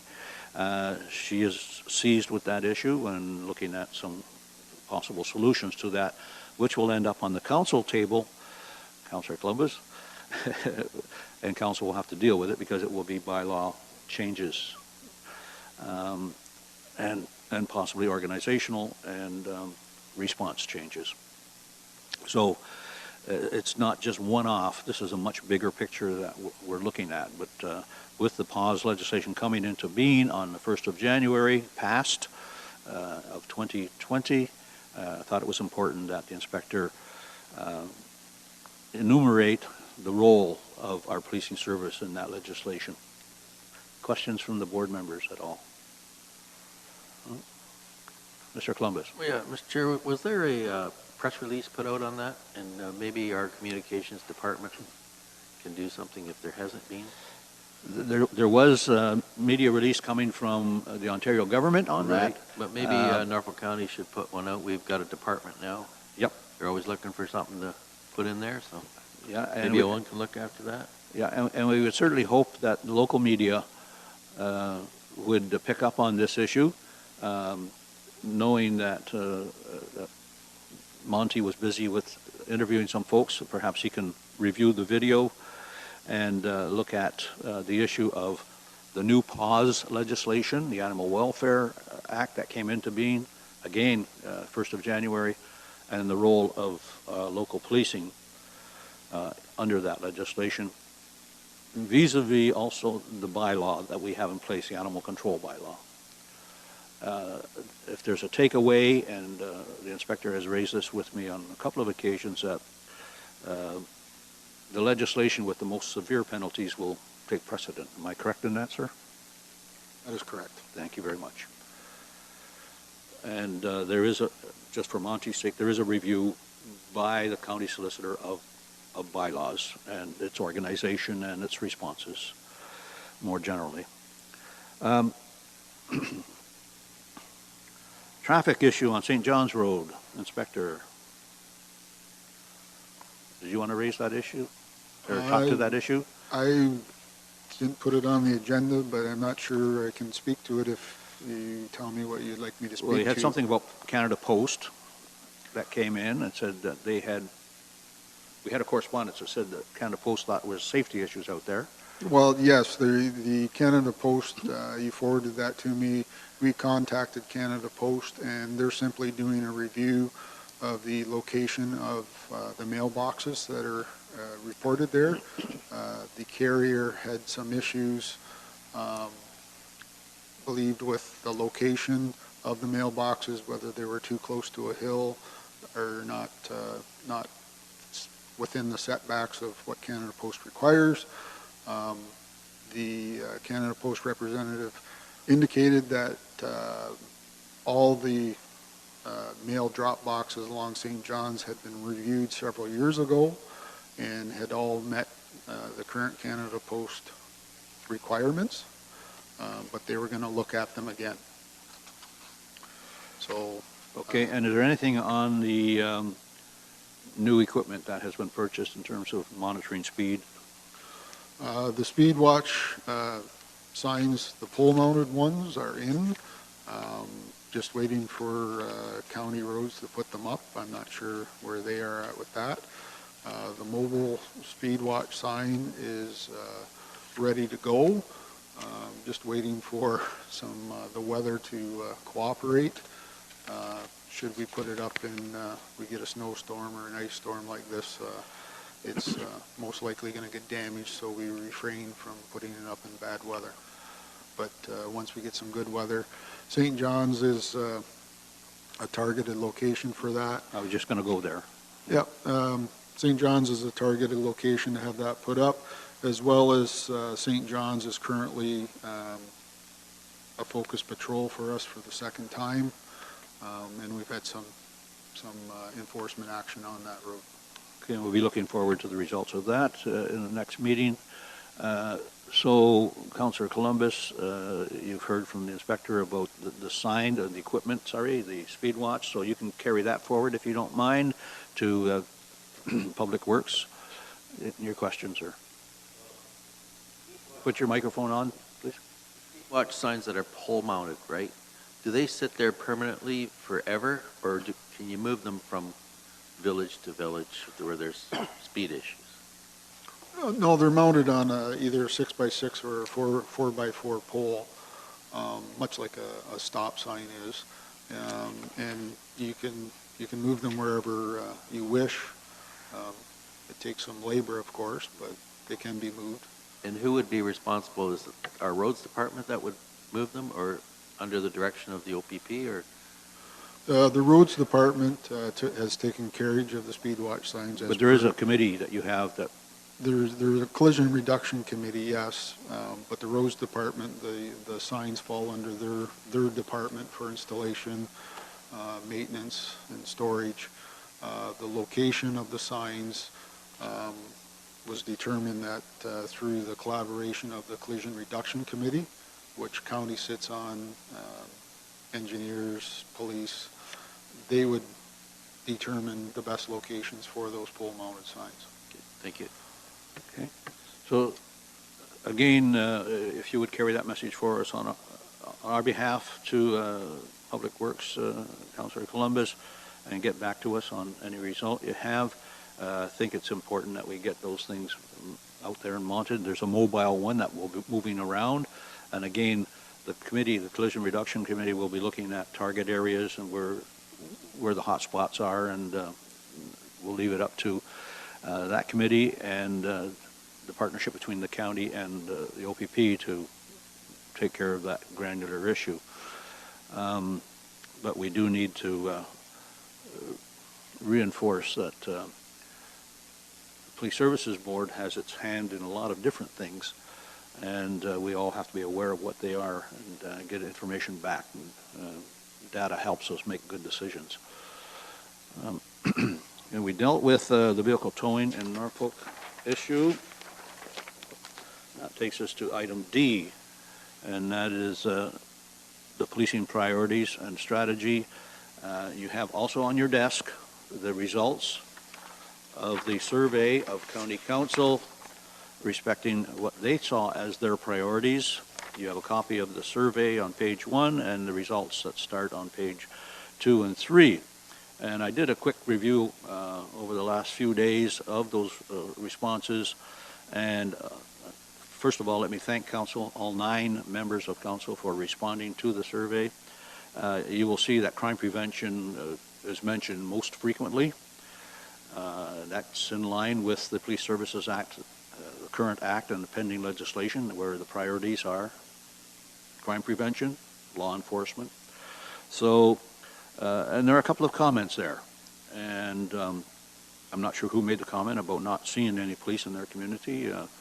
But as we move forward with the strategy and then the tactical plan coming out of the strategy, I know there is a desire to move to the focus on more frontline policing, which is the ambition that we have of reducing the calls for service that take a lot of time away from the constables that are on the shift rotation and chasing false alarms. And as I say, when we get the bylaw issue resolved, responding to those only that they are requested to respond to, those kinds of things, and move all that time and effort to the front line. So it's a work in progress, but I do want to thank council for their responses. Any comment at all from the board members on this survey? You will see more. We'll do a bit of analysis on it. We'll list the priorities, order of importance or response, and then we will have a meeting with the Norfolk Policing Service, the OPP, as to their priorities locally as well as corporately. And at some point, hopefully, maybe in March, with the first meeting of the new community policing, if it's in place by that time, we'll get their input as well. So I want this to be a holistic approach to policing in Norfolk County. The message that we would want to send out is that Norfolk is not a welcoming place for crime. Go do it somewhere else. And if you are going to commit crimes in Norfolk County, chances are you're going to get caught, and they'll pay the price. Anything, Inspector, on that issue? Nothing. Thank you, sir.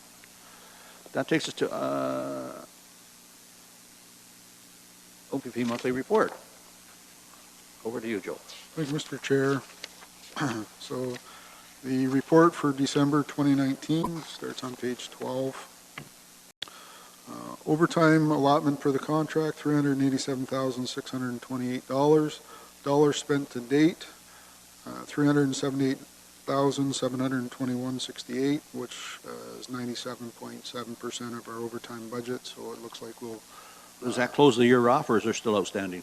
That there could be one or two things outstanding, but that's pretty close to our close off. So it's good to see that we came within budget.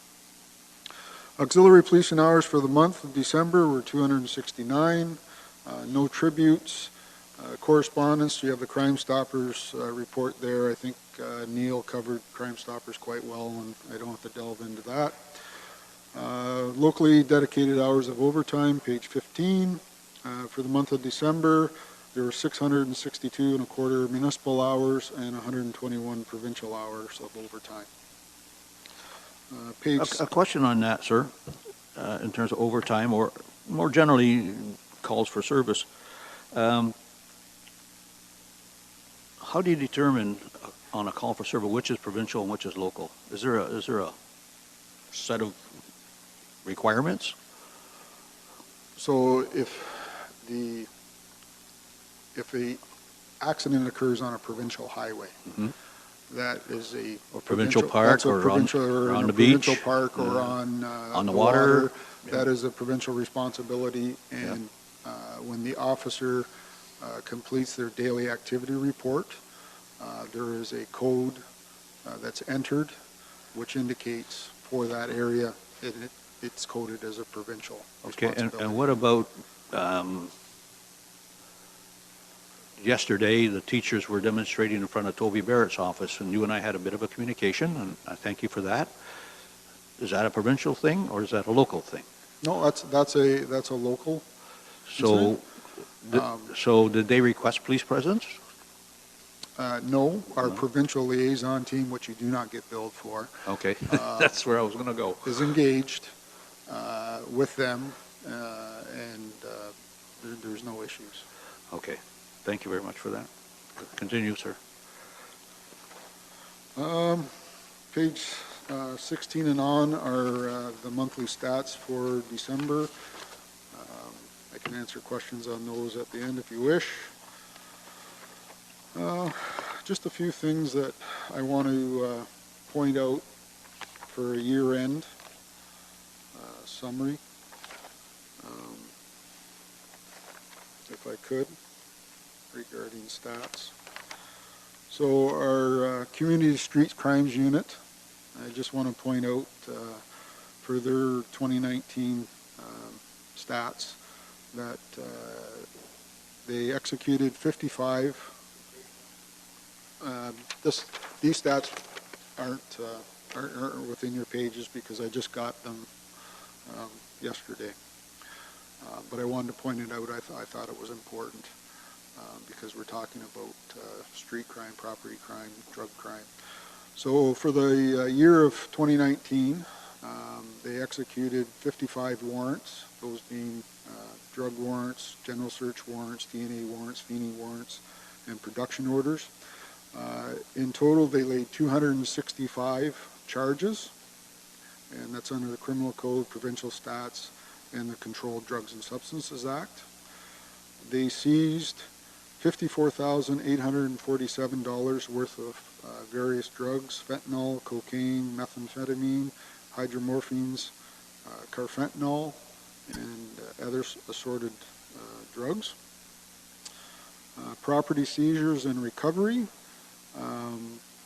They recovered in total 10 vehicles,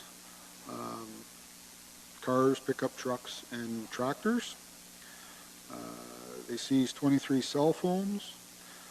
They made 14 property seizures of ammunition and magazines and credit cards.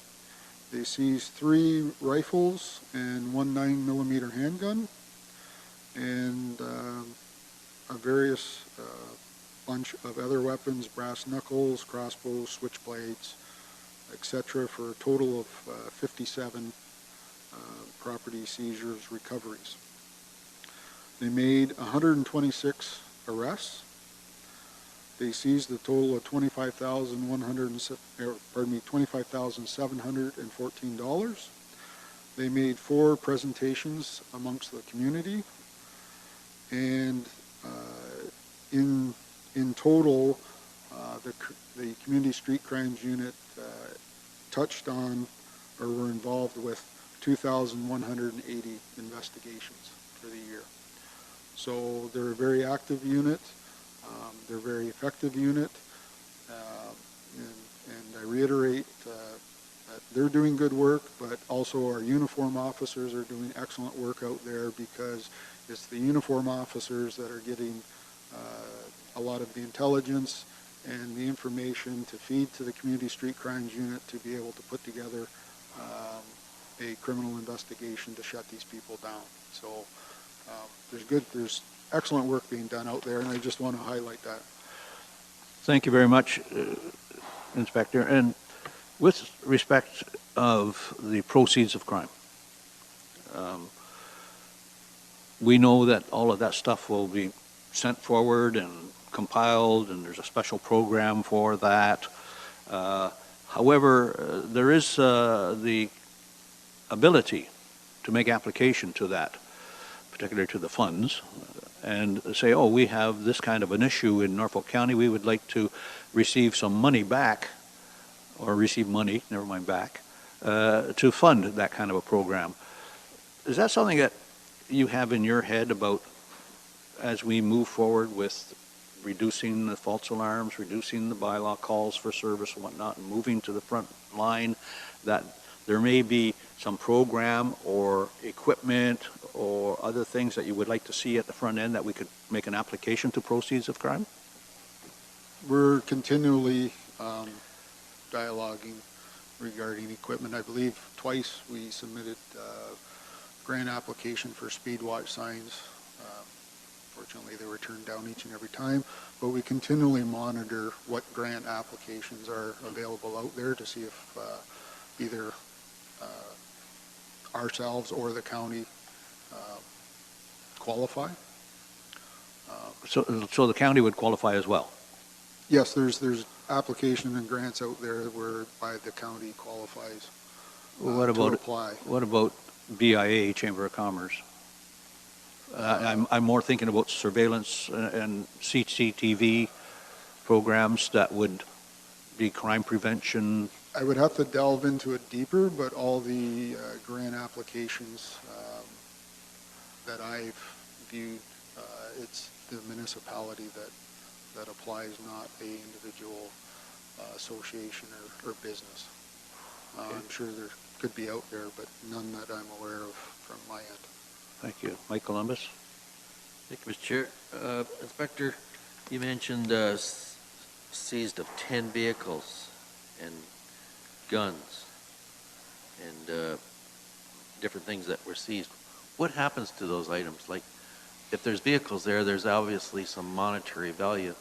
Who gets the income? How are they disposed of, and who gets the income for? So if they qualify, we will apply for provincial asset forfeiture.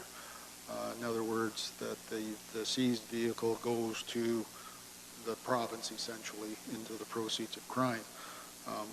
Once it's dealt with through the courts.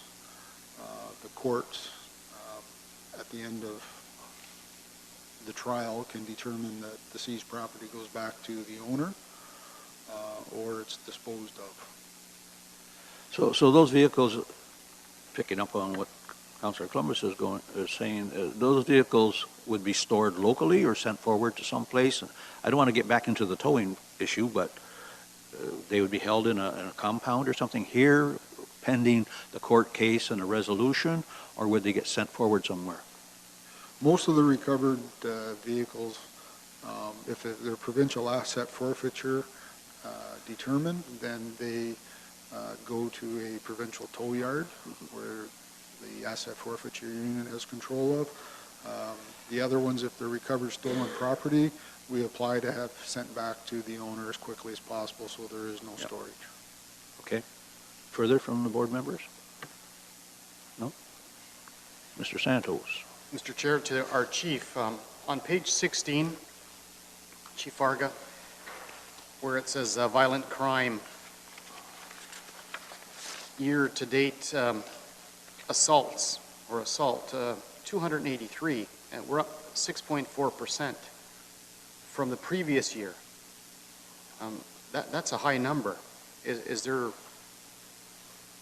some indication of something that we're missing here? Through Mr. Chair, no, we are up 6.4%. There's 283 assaults. Again, a lot of, unfortunately, it's a violent world, but we do what we can to address the assaults. But Would it be fair to say most of those are domestic issues? no, No? I wouldn't make that determination. Okay. Domestic disturbances can result in an assault charge, as many different things can result in an assault charge. And just to be fair, statistics are exactly what they are. It may show an increase this year over last year, but it might in fact be a decrease from the years previously. So we don't know unless we see a trend line or something. Well, again, the graphs that I used to, Yeah, I know. until you no longer wanted to see them. Yep. So for a 5-year trend, if you look at assaults, there's really not much of an increase. 2018 was 266, 2017 was 258, 2015 254, 2014 258. So over a 5-year trend, they're increasing slightly, but it's not a dramatic increase.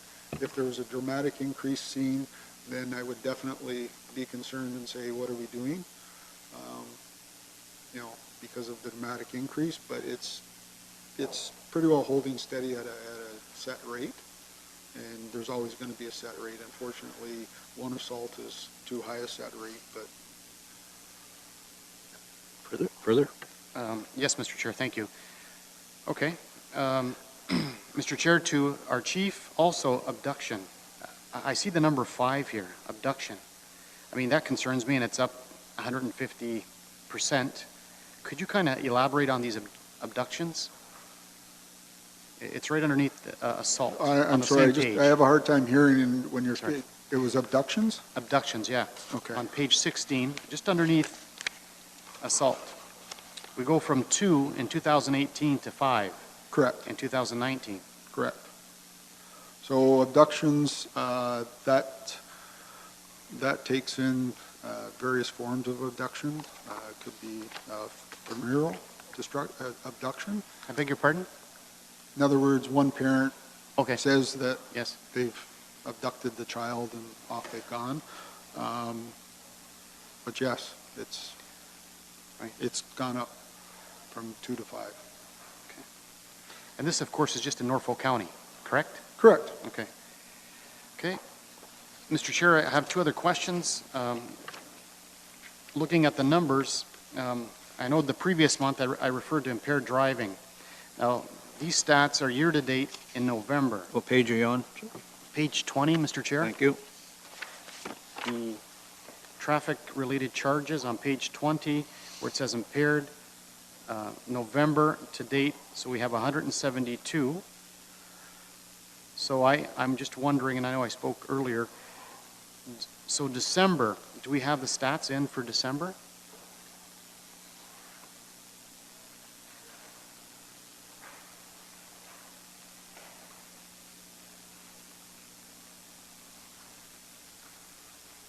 And that percentage change doesn't look right.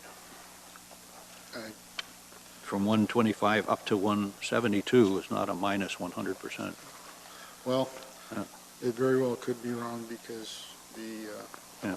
the computer program that generates it's known to have issues. Hence why we keep stats Mhm. by two methods here. So for December, there were 7 impaired operation. So there were 7. So we have a Incidents. total then of 2019, we have a total of 179 impairs, correct? So that'd be 179 impaired. Well, again, I'm not 100% sure on what's shown on that one, but by our other record keeping, there was 129 incidents of actual impaired. There can be coding issues. Right. So incidences with alcohol and drugs, but here, Mr. Chair, to the police, I'm looking at impaired and just impaired only, so we have 179, correct? Well, if we're looking at page 20, I have 172 under 2019. But we have a negative percent change, which I'm thinking that there's an issue there. So I go back to what I consider my more accurate statistics, and of 129 impaireds for 2019 in total. So it's not 172? I'm going to say no because of the negative percentage there. I think there's a computer glitch which occurs from time to time.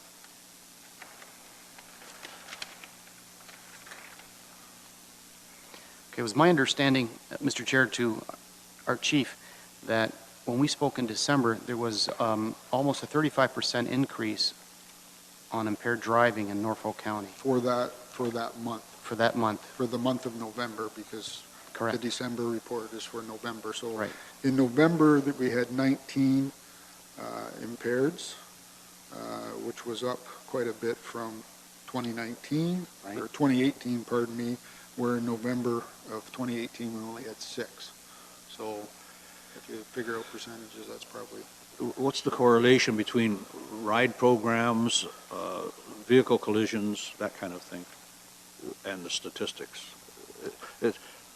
Because sometimes, yeah, statistics are great and data's good, but you have to look at what causes the incident. So if we have an uptick in terms of policing at the front end, we're going to see statistics go up, I'm sure. So is there a correlation here? Were there more ride programs in November? Or? that, impaired operation does not come just from ride No, I programs. understand that. And sometimes it comes down to officer being, very proactive and being at the right place at the right time. Yep. It's, ride programs assist, yes, Mhm. but they're not the only way that we get impaired drivers. Yep. So it's like anything, there's ups and downs. And I just want to add that cautionary note. again, I look at a 5-year trend, and what disturbs me for impaired driving is that in 2018, we had 89 impaireds, and in 2019, we're up to 129 impaireds. Mm. So the question being, what can we do to bring that back down? Is it more enforcement, or again, I go back to community mobilization. Is this a societal issue that needs to also be addressed through our health units, our addictions units, through the county, as a collaborative effort, because we're not going to solve impaired driving through just enforcement. So impaired means they blow over the limit. Well, there's impaired driving charge, and there's an over 80. Okay. So Charge. impaired driving is So what? impaired driving can be just through your driving actions, that your actions indicate that you're impaired.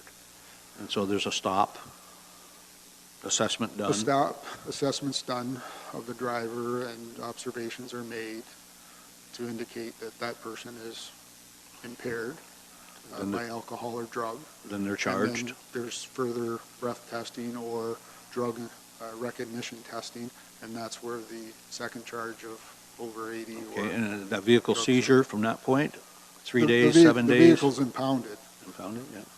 yes. Okay. Go ahead, sir. Just to carry on with that, Mr. Chair, to our Chief of Police, my concern is these high numbers are going to back up our court system. And I know that, we can't speak on behalf of the Attorney General's office, but we're all aware of the Supreme Court of Canada back in 2016, I believe it was in July. It was our versus the Jordan case. And I've done the research here, and I understand it takes 194 days to process an impaired driving offense. I just don't want, with these high numbers, having individuals or their counsel using this decision and having it thrown out because of the timing. So the question I have, Mr. Chair, to our Chief of Police, is there any possibility that you could speak to our Assistant Crown Attorney or the Crown Attorneys to find out how we're doing in that respect? And the reason I say this is because I know there's a shortage of judges provincially, and I know that we do have three, if I'm not mistaken, we have three, I believe it's Crown Attorneys, but they're Assistant Crown Attorneys, so we don't have a Crown Attorney itself. We have 3 Assistant Crown Attorneys. So I'm just wondering, Mr. Chair, to our Chief of Police, if there could be some dialogue to find out where we are in that regard. Well, I can tell you right now that we don't, in Norfolk County, we don't have an issue with Jordan decision. When that came out, we continually have dialogue with the Crown, and we ensure that from a policing standpoint that the Crown brief or the paperwork to proceed with the charge gets to the Crown's office in an expedient time, and from there the Crown takes charge of it and processes it as they see fit. But we don't have an issue with Jordan here in Norfolk at this time. I continually have dialogue with the Crowns, and if there's an issue, they bring it up. Okay, that's all the questions I have, Mr. Chair. Thank you very much, Chief. Thank you very much. Anything further? Yeah, I just want to highlight a few other notables. For 2019, I'm happy to report that Norfolk County only had 6 fatal accidents, whereas in 2018 there was 11 fatal accidents with 12 deaths associated. So we had a 45% reduction. I would like to think it was all due to enforcement, but fatals is a combination of factors. Again, it comes back a lot to society's issues and driving habits, but it's a good news story that we only had 6 within the county. Also, it's very slight, but our personal injury accidents were down by 2.6%, and our property damage accidents were up by 1%. I consider that a win because that means that, from my perspective, perhaps people are driving slower, more cautiously. We're not getting the personal injury accident. It's turning out to be just a property damage accident, which is a good thing. Also, our driver contacts for 2019 over 2018 went up by 13.6%. So we conducted 7,148 traffic contacts in 2019, and in 2018 we had 6,292. So we've had more interaction with drivers on our roads, which is a good thing. Gives us an opportunity to educate them on driver safety. Thank you. Anything further from the board members? And Yes, sir. I just want to touch on focus patrols, just to let you know what's going on out there. So we still have our cottage watch focus patrol going on for the seasonal cottage areas over the winter time. It'll run till May 1st. We had a focus patrol for the Simcoe Panorama. 13 officers and 10 auxiliary officers did that focus patrol. There was only 2 incidents of mischief. One was an electrical cord that was cut prior to the patrol starting, and the second was damage to one of the displays, which there was no report to us, but we found out through local media reports. I mentioned the St. John's Road focus patrol for speeding. It's still ongoing, and I checked yesterday, and so far it's resulted in 7 provincial act charges, 1 stunt driving charge, and 1 impaired driving charge, and it's continuing. We also have one for McDowell Road for speeding being conducted there, continuing on for the month.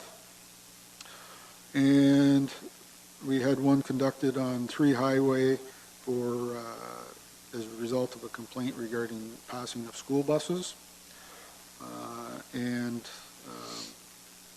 We had officers dedicate about 4 hours to that with no violations observed, but usually people don't pass a school bus if there's a police car behind it. So.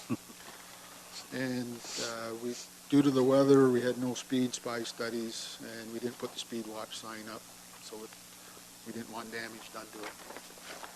Thank you. If there's any other questions? Questions from the board members? No? Fantastic. We'll accept the monthly OPP report as presented. Do you have any questions? Oh, we'll get to the question period in a second, sir. We have some important business now to, not that the others weren't, but this is an important issue, and that is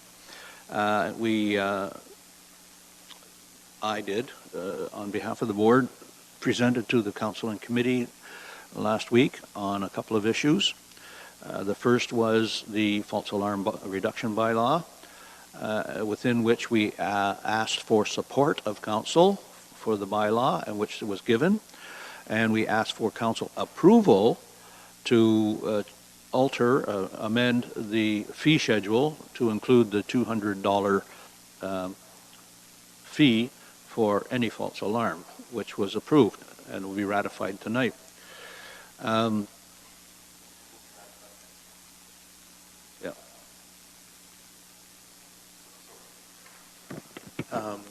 The fee schedule, the actual bylaw will be amended in Next February. month, but they did approve amending it. The minutes will be ratified tonight. Sorry. Exactly. So the second one that I did present on was the draft terms of reference for the Community Policing Committee, and those were approved, and that's moving forward to the clerk's office now as we speak. So those 2 things that were on my agenda of the 4 are moving forward. So I'm very pleased about that. So what we have in front of us today is now to give formal sanction to the bylaw 2020-1 from the Police Services Board, and we need a mover and a seconder.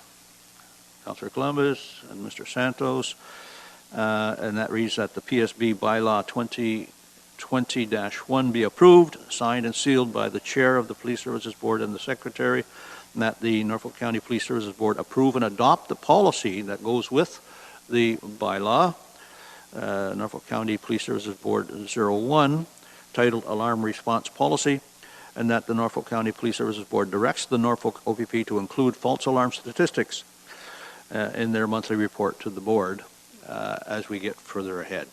There's a bit of a handshake that has to take place, first and foremost between Community Services and the OPP in terms of how to report and when to report false alarms and the process of reporting false alarms, what that looks like. So what we're looking at, we'll prove it today, but the actual implementation of the bylaw, which is not in that motion, and I apologize for that, will be March the 1st, 2020. That gives us plenty of time to get the communications protocols and packages together, because it will be a large outreach through the media, through the Ontario Association of Police Services Boards, to CANASA, which is the Canadian Security Association. Many of their members are from the alarm industry. Community Services will be informing those owners of alarms that have registered with the Norfolk County.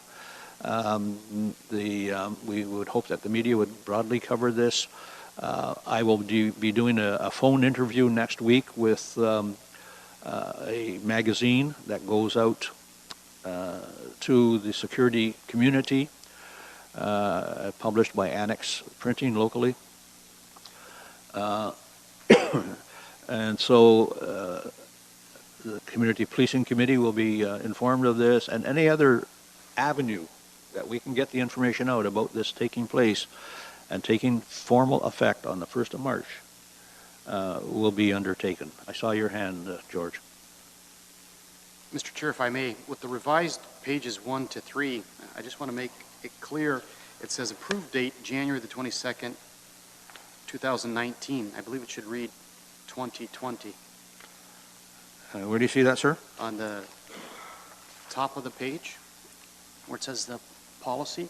Oh, the Effective policy. date, and it should read January the 22nd, 2020, not 2019.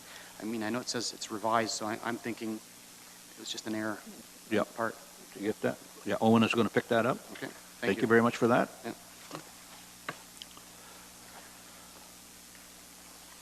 Okay. And I should say that the county solicitor has given her support to this, as well as our local detachment commander, Inspector Varga, supports it. The OPP and Joe, you can correct me if I'm wrong, are looking at this issue more broadly within their corporate realm. Is that correct, sir? That's correct. Back, I think when you first started talking about false alarm policy, I checked with corporate, and it was already on their radar, and they're working on it provincially. Yeah. This is something that's taking place not just in Ontario, but across Canada. Some of the research I've done showing that even the RCM police are looking at this issue out west. To date, in Ontario, all of the research that I've done show that the false alarm reduction approach is taking place in municipalities where they have their own police force, the municipal police force. We will be the first, if I'm not going to be corrected here, the first that is policed by the OPP to enact such a local bylaw.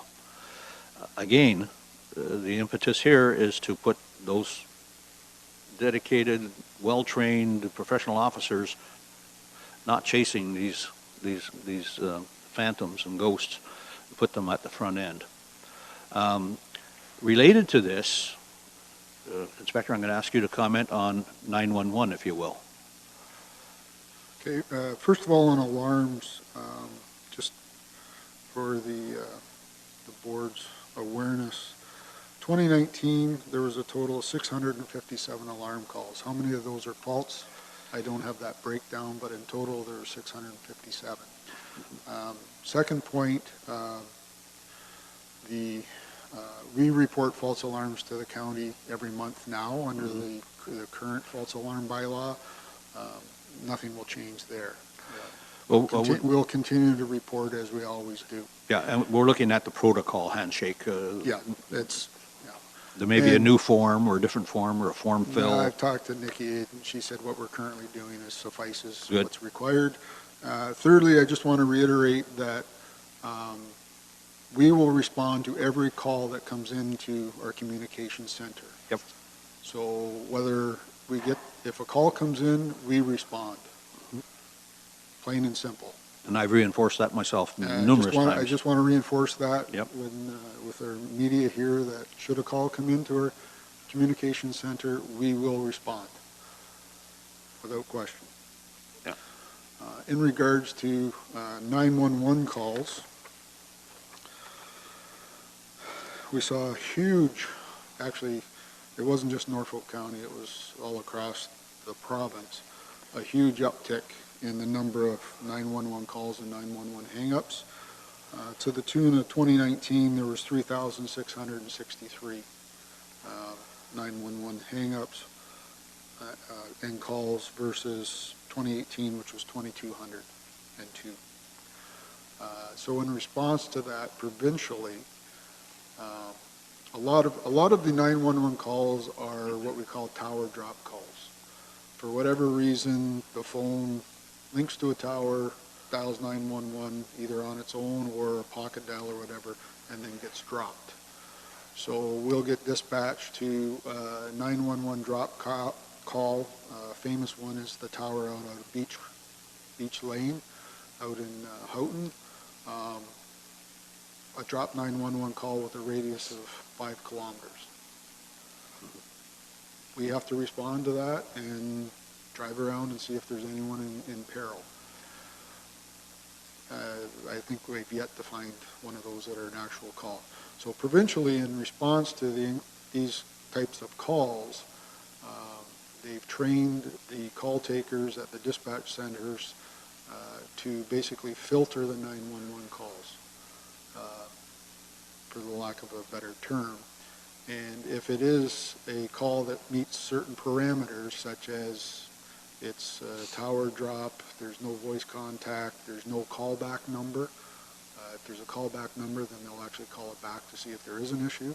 But if there's no callback number, if it meets all the parameters that are laid out, and I don't have all the parameters off the top of my head, and the communications supervisor agrees with the call taker's determination, they will not dispatch that. It just gets ended right there. If for any reason that either the call taker or the supervisor has any indication that something might be amiss, they will dispatch an officer.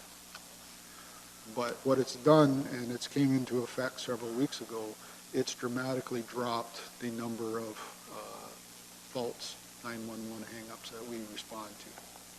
Dramatically, you see. So, again, we're not responding to that call, and the county's not being billed for it. So, it's a win-win. So overarching this, we're seeing a dramatic decrease in chasing false 911. We see a dramatic increase. The statistics are there, 600 plus in 2019 alarms. Statistically speaking, we know 95 to 97% of alarms are false, whether that's the case here or not, but that's statistically proven. So by having the constables at the front end not chasing these phantoms, we can move that time and effort to the front line, to crime prevention and law enforcement. And thank you very much for that information, Joe. And so we have a motion put forward by Councillor Columbus, seconded by a member George Santos, to give approval to the policy, the bylaw and the policy. However, Owen, note, effective date 1st of March, please. Thank you. And that will give us time then to do the communications notifications as broadly as we have to. I will be sending a letter to the Commissioner of the OPP informing him of the actions here today. I will copy Western Region, Joe, for their information. And as I said, we will go into the Ontario Association of Police Services Boards. We'll be going to CANASA. As many as the industry that we can cover, we will broadly cover, including and down to the actual alarm owner locally that have registered with Norfolk County in the past. And the back office operations will be dramatically decreased because of this process that we're undertaking. Any comments before I call the vote? Councillor Columbus. So the alarm companies that install these services, have they been engaged already? Have they been engaged already? No, but they will be informed. Okay, so March 1st this kicks in, so Sorry? March 1st this kicks in, so we have a quick education, quick study for them. to Oh, get yeah, on- yeah, on, cer- because there may be some alarm systems that need a total upgrade, so they don't get these fines. And hence the delay in implementation. I can assure you that the alarm industry itself and their members through CANASA, and I've spoken on a number of occasions with their executive director and their board of directors, so there's no secrets out there about what's going to happen because it's already happening in many other venues. Yeah. Good, And where the policy speaks to how to prevent a false alarm to the best of your ability. You know, maintenance is one, installation is another one. Operator finger problems is another big one. So hopefully we will achieve our objectives.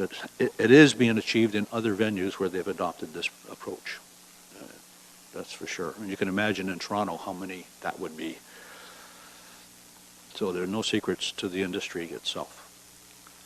Call the vote. All in favor? Unanimous. Thank you very much.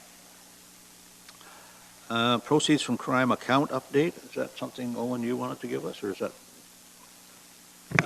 Yeah. our bank account or whatever? Yeah, if Yeah. you check in your agenda, it's on page, I believe it's the last page. Oh, okay. Yeah, there's just a balance on the proceeds from crime account. All right. So it's $10,175.12. Okay. So that's the account that we, last year would have made the donation to the Crime Stoppers. Crime through. Stoppers. Okay. And you want to address that issue, Councillor Columbus? Chairman, we heard from Crime Stoppers, Mr. Unwin. His request was $5,000. We normally provide him with $1,000. So is this where we deal with this today? If you wish. Okay, I'll just open it up for discussion. I think we should at least give $1,000, what we've traditionally given. Right? So. So your motion is? I'll put the motion on the floor to provide the Crime Stoppers with $1,000. $1,000. Seconded by someone? Mr. Chair, can I just have a discussion with regards to the amount? Yeah.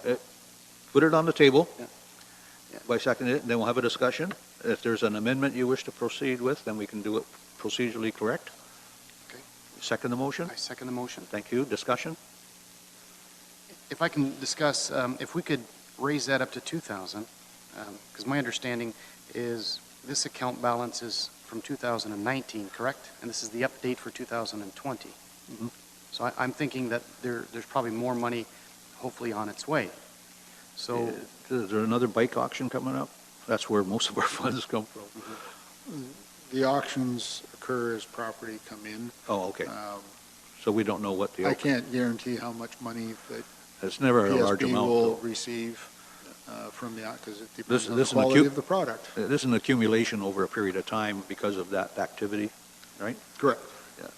so, Mr. Chair, if I may, so this is like a slush fund that the Police Services Board has, because I haven't seen a budget that we have that Yeah. we've used. To be very honest with you, all I've seen when I looked at page 31 is there's 10,175. So I'd like to change the amount to 2,000 based on what Neil Unwin has made clear to us. Councillor Columbus, I will You- support $2,000 as a friendly amendment. a friendly amendment to Just 2,000. wanted to get it on the floor. Yep. They do a good job for us. Yes. In street crime, Mhm. help the Norfolk OPP, so Yep. I would support that. My motion stands. 2,000. Seconded by I'll second that, Mr. Chair. Santos. Any other discussion? All in favor? Thank you very much. So duly noted. To the question of our budget, I have to sit down with Owen and then come back to you folks, because we don't have a budget, as far as I know. So my trip, or anyone else's trip, to, say, a meeting of Zone 4 of the Ontario Association of Police Services Boards, or to coming up next week, Toronto, on some issues with police services boards, or the annual conference, that all comes out of here. Or does it come out of some other pot in the county? I believe it comes out of the community services meeting Budget? and training budget, yeah. Okay, well, I want to have that discussion so that going forward, this police services board and future police services boards don't have to have that discussion. Where is the money? How much do we have? Where do we draw our funds from when we do business? That kind of stuff. This is reflective of bike sales and other property sales accumulated over time. That's what this is right here. Yes, sir. With that, Mr. Chair, what I'd like to see, and I'm a new provincial appointee as of November the 1st, what I would like to see is we engage our youth, and what I'd like to see, we have 5 high schools, and of this money, there should be a bursary or bursaries in each high school for retired, I shouldn't say retired, for youth that are planning to go into law enforcement or law and security, and possibly a bursary for each school, maybe $250, that is dedicated each and every year to each high school. And I did some thinking about this, and I know of 5 retired officers that did community policing, and it would be nice to have a bursary in the name of Mark Foster, another bursary in the name of Eric DiSerrano. These are officers that did community policing, or Mark Perrier, or Ed Crawford with the OPP, and this is going back 20, 30 years ago, just to keep that momentum. And for the students to hear the fact that there is a bursary, and if they are thinking of law enforcement.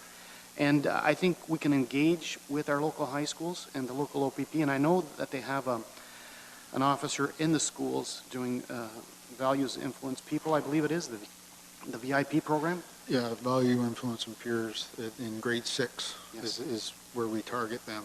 Right.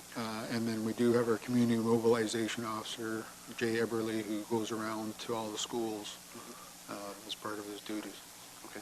So I just want to put that out, Mr. Chair, to the board. Can we defer that until I get my head around budget? Because, again, I reflect that this $10,000 plus is reflective of sales of confiscated or turned in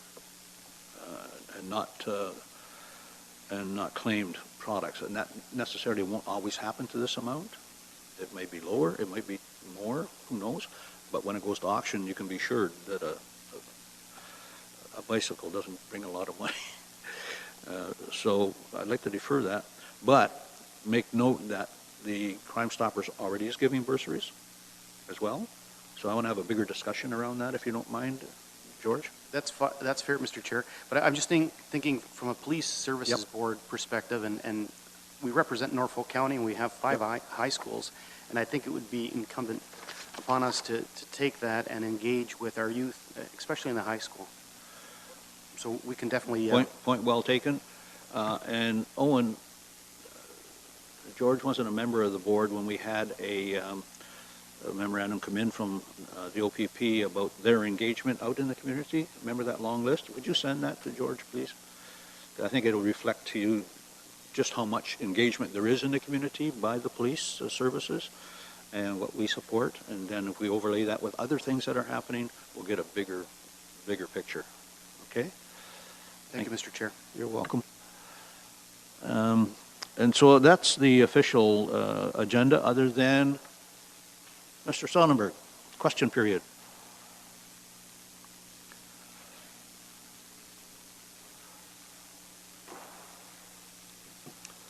Good morning, everyone. Just a quick question for the chief. This meeting Monday concerning towing at the OPP detachment in Simcoe, who presided over that meeting? Was it a sergeant or a staff sergeant? You don't have to give the name. It was presided over by Marie Cook Potter from Norfolk County, as well as present was a staff sergeant and a sergeant. Staff sergeant and a sergeant and a county representative. Marie Cook Potter, yes. Very good. Okay, thanks. That's all. That's it? Okay, and I do recommend you look at the video, Monty, because you were out of the room when we had that other discussion about pause. Thank you very much.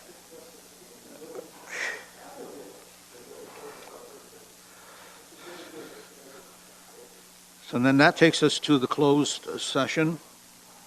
And I have a motion in front of me to go into a closed session to deal with the more basic operational issues. Member Santos, Councilor Columbus, second. All in favor? Thank you.